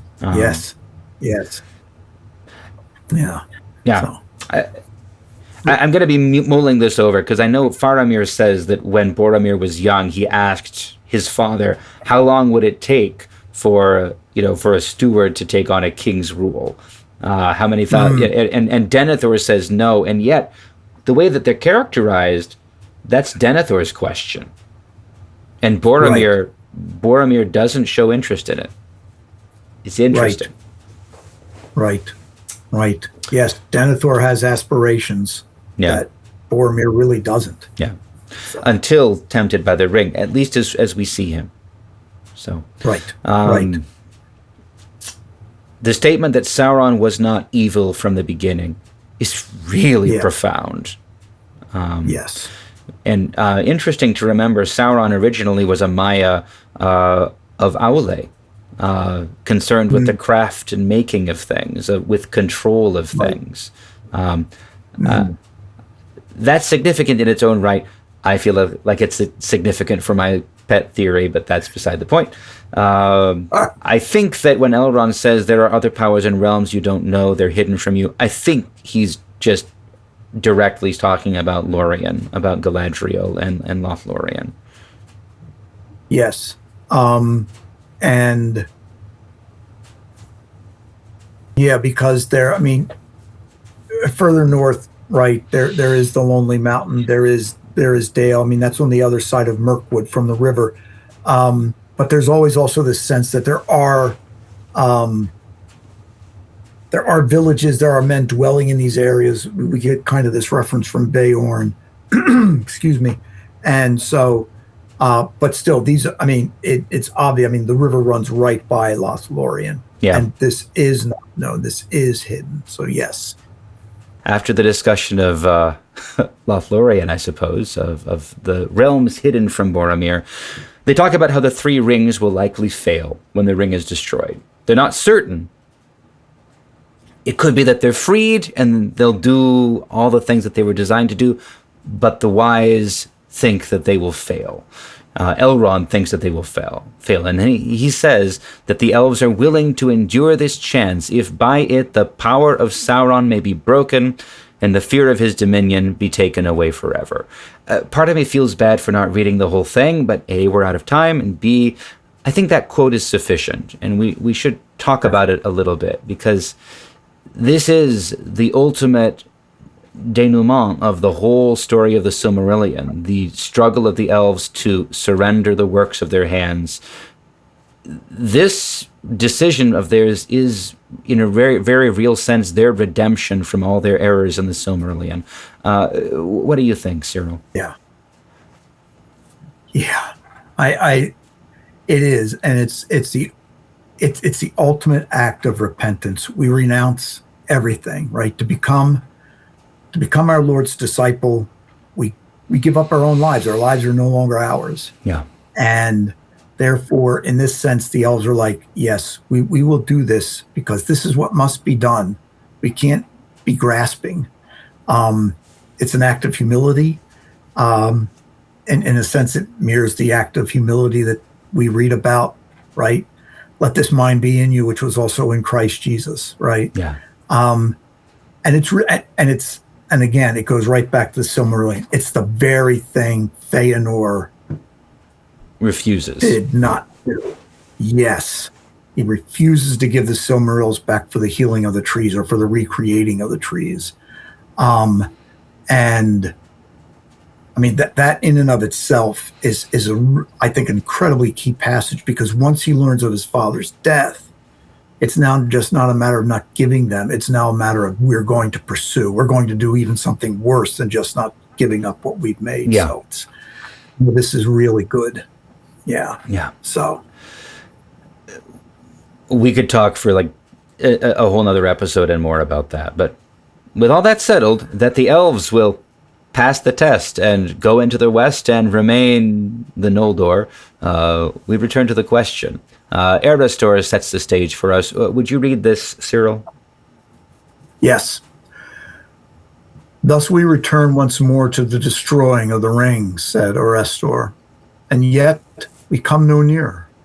What strength have we for the finding of the fire in which it was made? That is the path of despair, of folly, I would say, if the long wisdom of Elrond did not forbid me. Despair or folly, said Gandalf. It is not despair, for despair is only for those who see the end beyond all doubt. We do not. It is wisdom to recognize necessity when all other courses have been weighed, though as folly it may appear to those who cling to false hope. Well, let folly be our cloak, a veil before the eyes of the enemy. For he is very wise and weighs all things to a nicety in the scales of his malice. But the only measure that he knows is desire for power. And so he judges all hearts. Into his heart the thought will not enter, that any will refuse it, that having the ring we may seek to destroy it. If we seek this, we shall put him out of reckoning. At least for a while, said Elrond. The road must be trod, but it will be very hard, and neither strength nor wisdom will carry us far upon it. This quest may be attempted by the weak with as much hope as the strong, yet such is oft the course of deeds that move the wheels of the world. Small hands do them because they must, while the eyes of the great are elsewhere. I want all of this on a T-shirt. It wouldn't work, but so all of this immediately precedes Bilbo's gallant offer to take the ring himself and finish what he started. But I want to focus on this and Gandalf's words: "Let folly be our cloak." I love that line. It's okay. This is a central point of the entire book. It's really central to the whole legendarium. There are echoes in this throughout the Ainulindale, in the idea of death as the gift of men, in the Valar's constant refrain to the elves to love not too much the works of your hands. There's a thread of renunciation and humility and trust and folly running through Tolkien from beginning to end. And it all resonates with what St. Paul says about the message of the cross being folly, being foolishness to those who are perishing, but to us who are being saved, it is the power of God. There's a ton we could say about this. What are your thoughts, Cyril? Right. I mean, my mind raced there to 1 Corinthians about, what is wise to the world is foolishness, but the foolishness of God is wiser than the wisdom of men. Yes. And so here Gandalf is basically saying that and it goes back to where it's in St. Paul, had the rulers of this world known, they would not have crucified the Lord of glory. Yeah. That there was a deception going on, in the sense that, that that the rulers of this world, meaning the demonic hosts, knows how I take that they did not realize what was going on. It's not just a matter that Pilate and Herod were not like quite up to snuff, but that this was, Satan's own hope. Satan enters the heart of Judas in order to accomplish this. But all of this accomplishment is his undoing. And here, of course, the fact that it doesn't enter into his thought, it's not even into his equation. He can't put it on the scales of his malice. It doesn't, and I love that phrase, the scales of his malice. Yes. It doesn't enter into this, and therefore this is our great hope. Our great hope that we are thinking about something that the enemy can't even comprehend. I mean, I love this. I mean, you're right. This should be on a T-shirt. At least put on our shaving mirror every morning so that when we look at it, well, some of us still shave once in a while. Anyway, but yes. So those are my kind of immediate thoughts. But yes. Yeah. The other thing, this is a detail, but Elrond keeps on saying this is going to be a hard road for us. But then he doesn't go on the quest. None of the elves who are making this decision go on the quest, only Legolas. And we could read this as, okay, well, they're being lazy, but I don't think so. I think, their path is finally to renounce control and mastery and the effort to bring about a particular end. When he says the weak may attempt this with as much hope as the strong, it's not just, he would almost say with better hope than the strong, because the weak will not try to master the end. And if, like Elrond is almost saying, if I went on this quest, if Glorfindel went on this quest, we would be tempted to, like at the point where Sam is tempted, to be the warrior there on the walls of Mordor.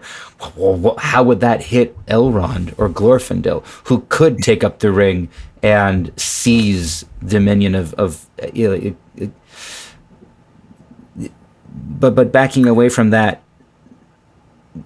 even forbearing to go on the to be a part of the fellowship, that is a hard path for the elves. They are ceding their control of Middle-earth to others. Yeah, it's interesting. It's interesting on a number of levels. I mean, because Legolas is not one of the Noldor. Yeah. Right? He's not one of the Noldor. And so there's a humility about the party in the sense that, yes, Aragorn is there, Boromir is there, Legolas is the son of Thranduil, and Gimli obviously is high up in the councils because he's come with his dad, right, who's one of the great dwarves, and of course Gandalf. But all of these pale in significance to what we can see in Glorfindel, in Elrond, in a sense, and their powers. Yeah. And there's a sense in which Sam passes the test in that, here's the ring, I kept it for safety, and he's giving it back to Frodo. And Aragorn really seemingly he has no temptations with the ring. It's not what he desires. He doesn't recoil the way the other elves do. Like, no, don't tempt me. And so there's a humility about the party, which I'm not saying that the elves lack humility, but I think the elves also realize, the phrase, with great power comes great responsibility. With great power comes great temptation. Yeah. Right. And they've lived with that temptation for eons. Yes. And they're letting it go. They're finally rejecting it. Right. I mean, it's the thing that brought them their downfall. Yeah. Right. Glorfindel is redeemed from this in a sense, because the trajectory of his own history. Yeah. But yeah. So I'd love to read everything here, but we definitely have to forbear. When Bilbo offers to take the ring, his words are gallant. I like how Boromir is prepared to laugh, but everyone else takes the matter very seriously. I think there's something here too of recognizing the enormity of what Bilbo was offering, but also of noting what a dangerous thing it would actually be for him to take up the ring once more. Right. Any thoughts you want to add on that, Cyril, or shall we move along quickly? We could move along quickly. Let's just tarry a moment. Yeah. It's obvious that other than Boromir, everyone else puts a bit of credence to his offer. Yeah. But like you say, as it shows up later, when he wants to see the ring again, Yeah. it will always have a hold on him until it's destroyed. Yeah. And he gave it up willingly, right? It didn't break him. Yeah. He's not Gollum. Yeah. But yeah, there is a danger. Could he give it up again? Could he give it up at all? Would he be merciful? Right. All of that. All right. So. Right. Which Frodo fails. Yeah. Now, but Frodo is about to take up the burden, and we need to read that. The moment that the doom falls, Bilbo kicks it off. He says, okay, well, if it's not going to be me, then who is going to take it? And Gandalf says, well, we have to pick. And Bilbo says, yes, that's what we have to do. And why don't we do it quickly? Because it's dinner time. I'm hungry. Yes. And then would you read what happens? Bilbo says, can't we think of some names now or put it off till after dinner? And then if you'd read what follows. Right. No one answered. The noon bell rang. Still no one spoke. Frodo glanced at all the faces, but they were not turned to him. All the council sat with downcast eyes as if in deep thought. A great dread fell on him as if he was awaiting the pronouncement of some doom that he had long foreseen and vainly hoped might, after all, never be spoken. An overwhelming longing to rest and remain at peace by Bilbo's side in Rivendell filled all his heart. At last, with an effort, he spoke, and wondered to hear his own words as if some other will was using his small voice. I will take the ring, he said, though I do not know the way. Yeah. I'll read Elrond's response because we need to hear that. Elrond raised his eyes and looked at him, and Frodo felt his heart pierced by the sudden keenness of the glance. If I understand aright all that I have heard, he said, I think that this task is appointed for you, Frodo, and that if you do not find a way, no one will. This is the hour of the Shire folk when they arise from their quiet fields to shake the towers and councils of the great. Who of all the wise could have foreseen it? Or if they are wise, why should they expect to know it until the hour has struck? I love that line. But it is a heavy burden, so heavy that none could lay it on another. I do not lay it on you. But if you take it freely, I will say that your choice is right. And though all the mighty elf friends of old, Hador and Húrin and Túrin and Beren himself were assembled together, your seat should be among them. Even though he hasn't done anything except be willing to take the burden. And that is enough. Now, what do you think, Cyril? Yeah, I think that this is this is a great bit. And first and foremost, that the chief admission that even the wise don't see everything. Yeah. I think this is really key.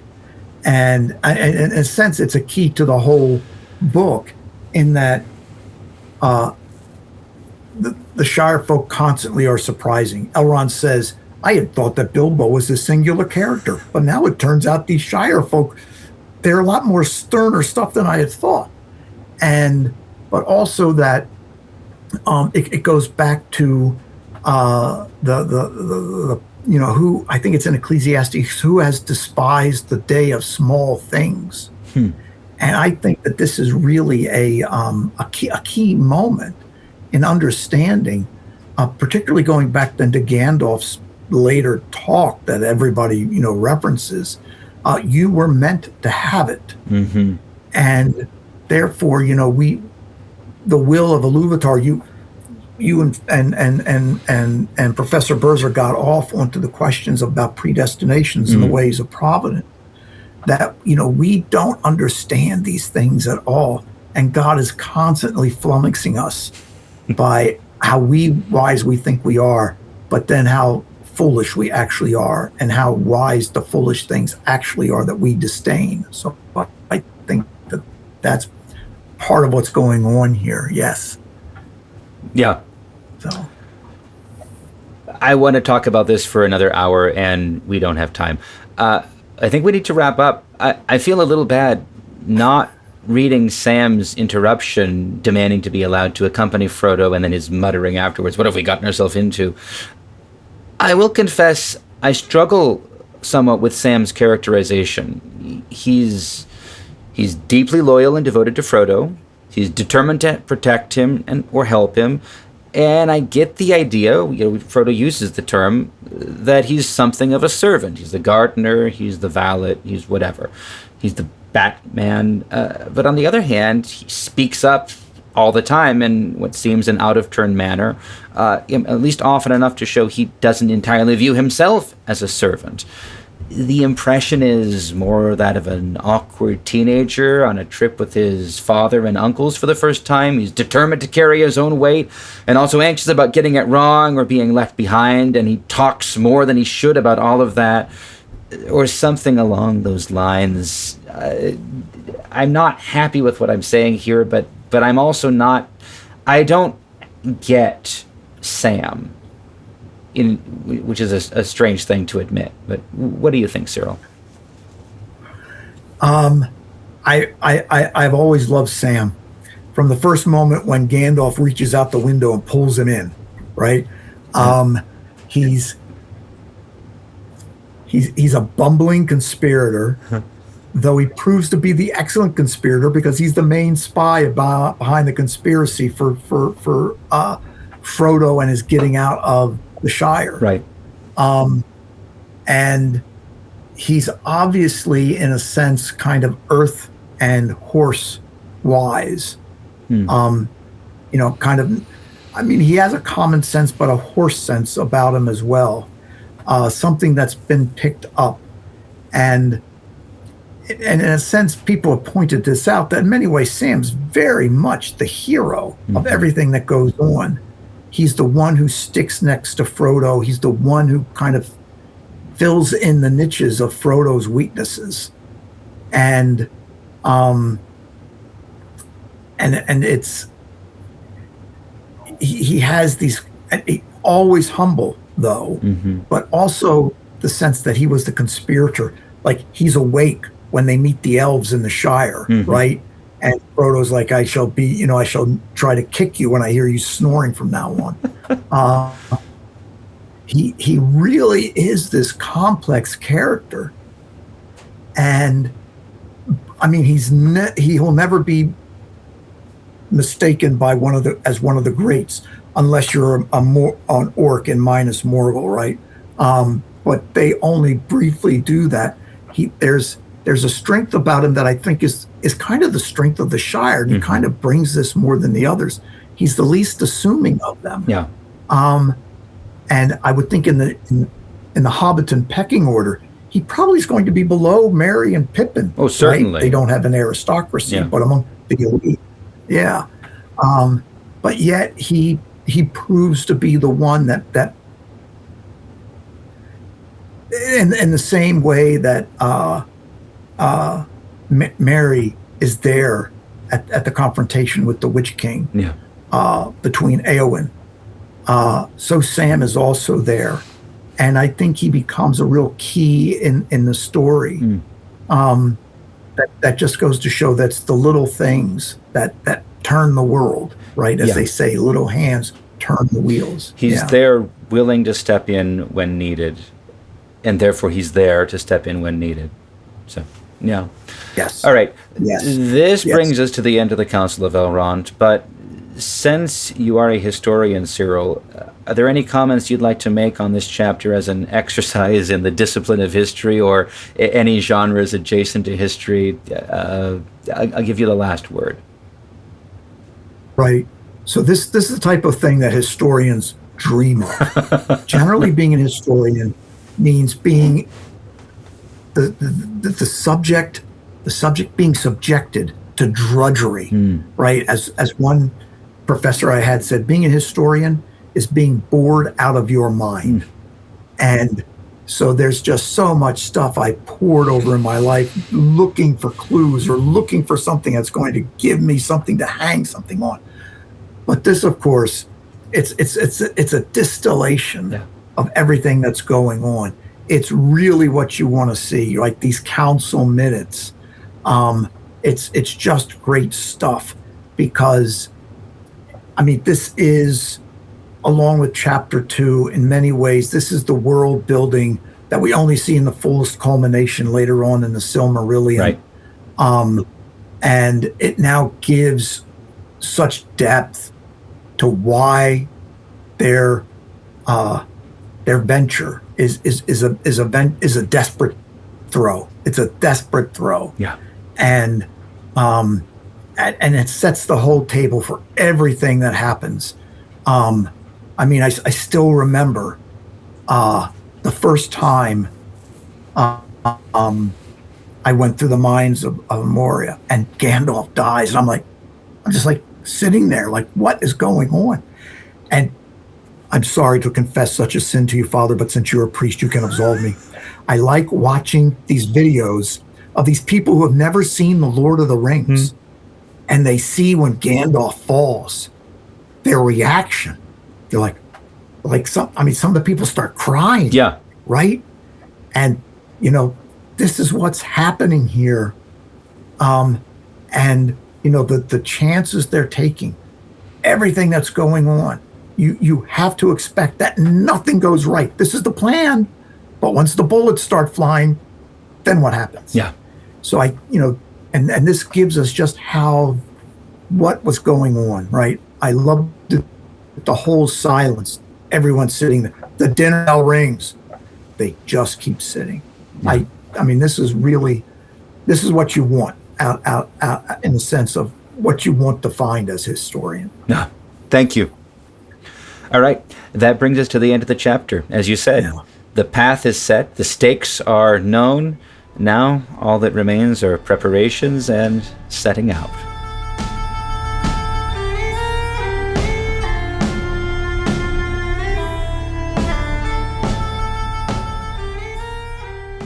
Now, we've read a lot from the book already, but we always give our guests a chance to read something of their own choice from Tolkien's vast body of work. Did you bring anything for us today, Cyril? I did. It's always a difficulty picking which thing you want to read, and so I'm reading from the Silmarillion, and from this chapter on Beren and Luthien, and so it's when they've escaped Sauron, and now they've donned disguises. Yeah, Luthien cloaks them, and now they come to Angband. Yep, and to the great wolf hound that Morgoth has nurtured in plans for Huan, right? The wolf, right? So now Karkaroth espied them from afar, and he was filled with doubt. For news had long been brought to Angband that Dragluin was dead. Therefore, when they approached, he denied them entry and bade them stand. And he drew near with menace, scenting something strange in the air about them. But suddenly, some power descended from of old, from divine race, possessed Luthien, and casting back her foul raiment, she stood forth, small before the might of Karkaroth, but radiant and terrible. Lifting up her hand, she commanded him to sleep, saying, "O woe-begotten spirit, fall into dark oblivion, and forget for a while the dreadful doom of life." And Karkaroth was felled as though lightning had smitten him. Then Beren and Luthien went through the gate and down the labyrinthine stairs, and together wrought the greatest deed that has been dared by elves or men. For they came to the seat of Morgoth in his nethermost hall, that was upheld by horror, lit by fire, and filled with weapons of death and torment. There Beren slunk in wolf's form beneath his throne, but Luthien was stripped of her disguise by the will of Morgoth, and he bent his gaze upon her.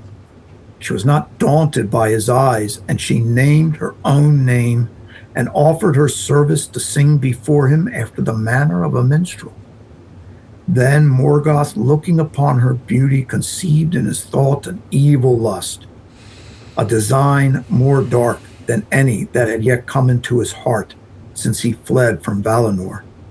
Thus he was beguiled by his own malice, for he watched her, leaving her free for a while and taking secret pleasure in his thought. Then suddenly she eluded his sight, and out of the shadows began a song of such surpassing loveliness and of such blinding power that he listened perforce, and blindness came upon him as his eyes roamed to and fro seeking her. All his court was cast down in slumber, and all the fires faded and were quenched, but the Silmarils in the crown on Morgoth's head blazed forth suddenly with a radiance of white flame, and the burden of that crown and the jewels bowed down his head, as though the world were set upon it laden with the weight of care, of fear, and of desire that even the will of Morgoth could not support.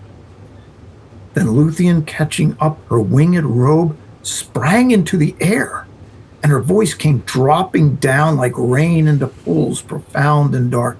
She cast her cloak before his eyes and set upon him a dream dark as the outer void where once he walked alone. I could go on, but I just love that whole episode. And granted, Luthien is descended from an elf and a Maya, right? And so her half-elvenness is of a different kind than will be her son's. But, the power that she possessed, or I should say, the power she possessed, I love this because it also tells us how sin can weaken us so much before what is beautiful. And our own sin destroys our vision of what beauty is. So, I love this passage. So, well, there's so much there, and I'm not going to talk about it, but it resonates with what we were saying about rings and relationships as a thing that can be objectified or that can live truly, and there's something of Luthien versus Morgoth too. Luthien, a genuine, right, whole inhabitant of the world, the child of an elf and a Maya in right relationship. Versus Morgoth with his darker perversion of incarnation. The two going toe to toe, and he desires her, but is overwhelmed by her. It's almost, we could almost make it an allegory, there's a typology between what you just read and the entire Lord of the Rings, the entering of the weak into the power of the mighty. That's beautiful. Great. Thank you, Cyril. Oh, Father, you're welcome. All right. I hate to tear us away from the Hall of Fire, but it's time for something rather different.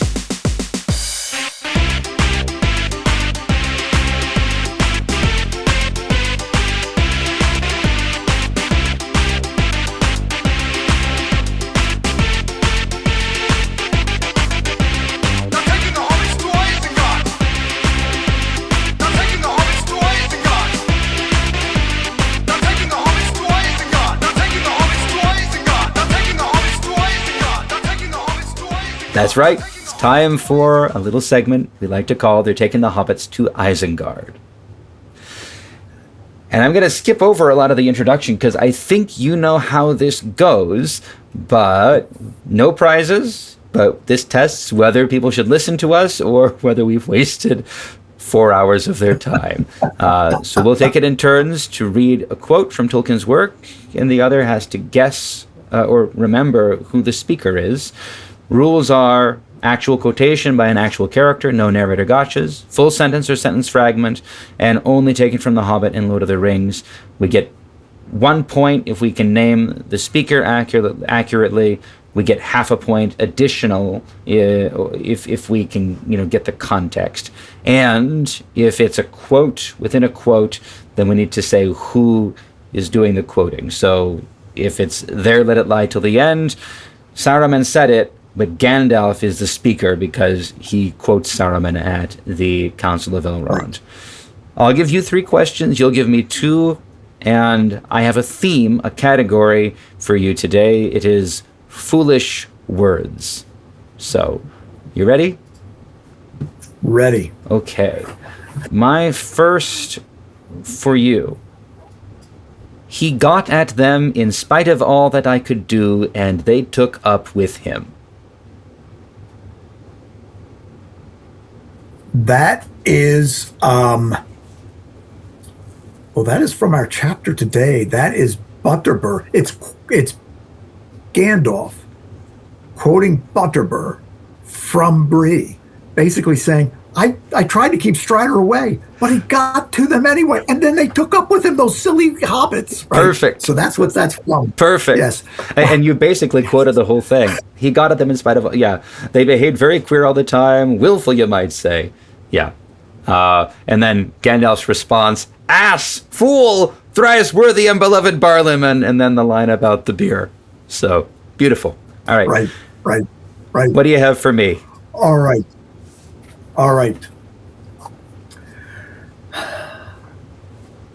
Indeed, in nothing is the power of the Dark Lord more clearly shown than in the estrangement that divides all those who still oppose him. All right. Indeed, in nothing. I think this is somebody talking to a dwarf and an elf, and I'm tempted to say that it's Gandalf outside the doors of Moria when Gimli and Legolas are sniping at each other about whose fault it was that the friendship waned.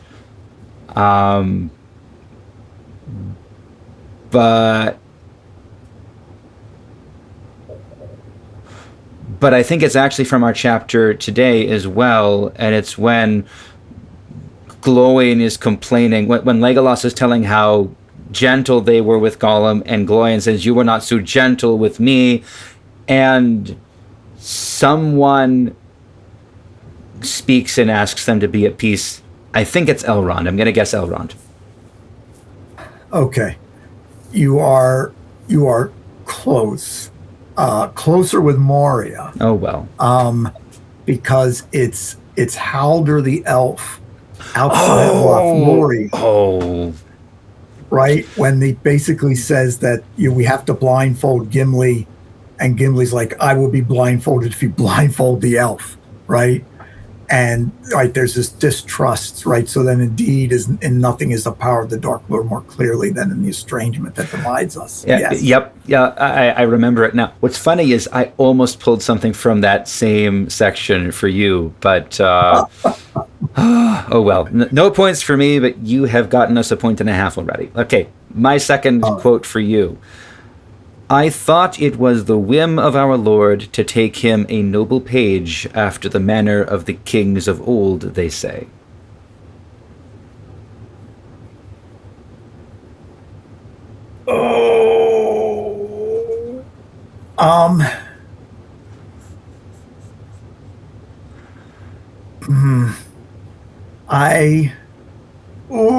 This could be one of 2 bits.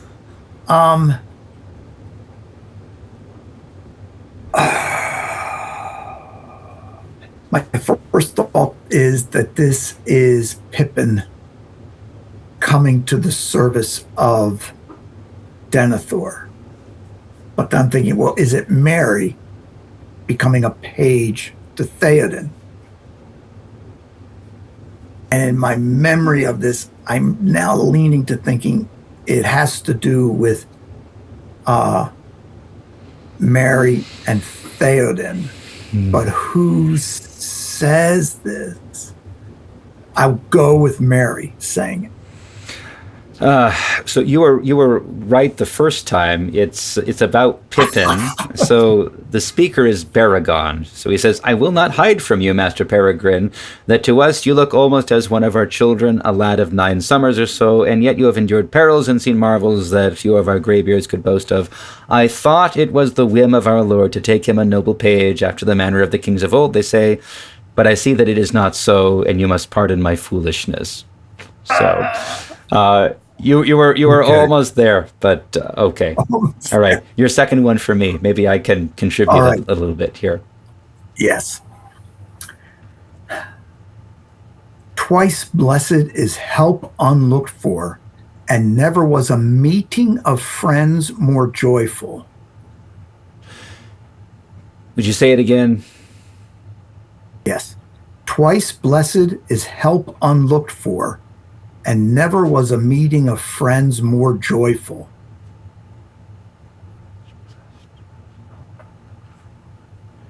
I know I'm going to get this wrong.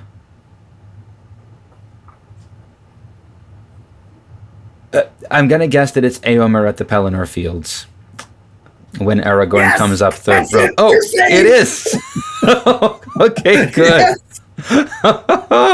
Okay, it's what they say when they lean on their swords, looking at each other when they meet through the press of battle, and yes, because the whole thing begins that Éomer is ready to build a shield wall against the Corsairs of Umbar, and then he sees the standard of Gondolin flying from the right.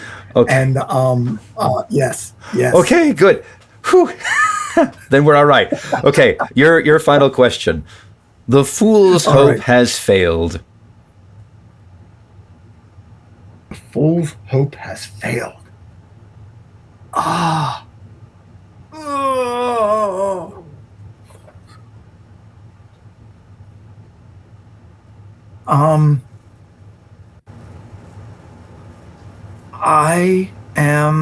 I don't know the context, but for some reason, I think this is Saruman.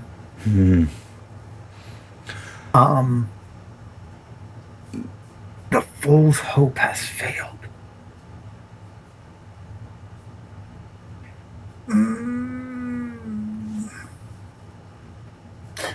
Let me back up. Is this Denethor speaking of the designs of Gandalf? It is. You are correct. You had me questioning myself. Maybe Saruman says it too, because it is the sort of thing. But yeah, Denethor is the speaker. It's from the chapter "The Siege of Gondor." Pippin begins the paragraph. "Do not weep, Lord," he stammered. "Perhaps he will get well. Have you asked Gandalf about Faramir?" "Comfort me not with wizards," said Denethor. "The fool's hope has failed. The enemy has found it, and now his power waxes. He sees our very thoughts, and all we do is ruin us." So, beautiful. Yes. All right. Hooray! We escaped being eaten or looted by the Uruk-hai today.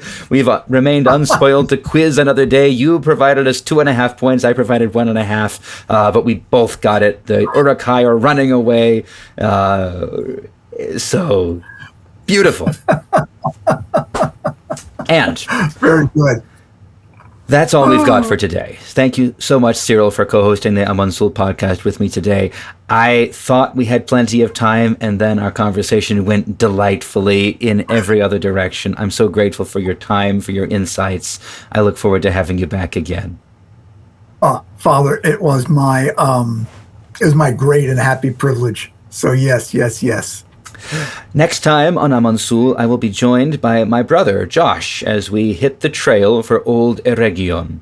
I'm also thrilled to announce what Cyril has already mentioned several times. On behalf of Father Andrew Stephen Damick, Doxamut is back. It will be held September 4th through 6th, Labor Day weekend, at All Saints Orthodox Church in Raleigh, North Carolina.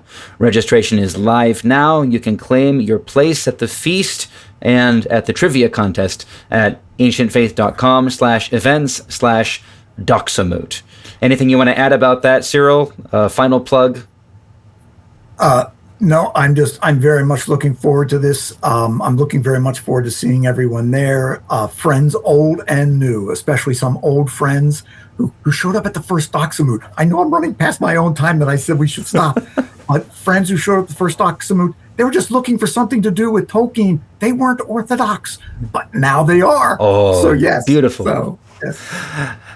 You can send your questions, comments, topic suggestions, or orcish ideas for their taking the hobbits to Isengard to me at Amon Sûl at ancientfaith.com. You can also message me through the podcast Facebook page, send YouTube comments, or letters, as we said. We do welcome guest co-host proposals, so if you have a chapter you'd like to discuss with us, please make a pitch. I think I finally filled the docket up through the departure from Lorien, but if you have proposals, dear listener, thoughts for after that, Down the River. No, I think I have someone for Down the River, but the Breaking of the Fellowship, the final chapters of Fellowship, or Into the Two Towers, which is now on our radar, make a pitch. And lastly, please keep sending photograph submissions of landscapes that resemble Weathertop. Yes, if you want more of this kind of thing, subscribe to the Amon Sûl podcast on your favorite podcast app, and please rate and review. And look up the Amon Sûl podcast page on Facebook. Click the follow button. Most of all, though, share with your friends. And while you're at it, if you appreciate this or other Ancient Faith media, go to ancientfaith.com/support and show some practical love. We've been around since 2019. You can find our full back catalog of episodes by going to tolkienpodcast.com, or, you can just subscribe on your podcast app. The Amon Sûl podcast theme music is Hidden Past, and the closing theme is Celtic Impulse, both by Kevin MacLeod, whose music you can find at incompetech.com. Our podcast cover art was created by Samuel Hebel. Our video editors /bit-part Elven Lords are Simon Nelson and Mike DeGan. And special thanks go to the Amon Sûl Facebook group for conversation, inspiration, and still the only good thing happening on Facebook, and the discrepancy gets worse every day. I am your host, not your host. I am your host, Father Anthony Cook. And even though Father Andrew wonders, once again, if he needs to take this burden back from me every time he hears me say how long this episode has lasted, this has been a listener-supported presentation of Ancient Faith Radio.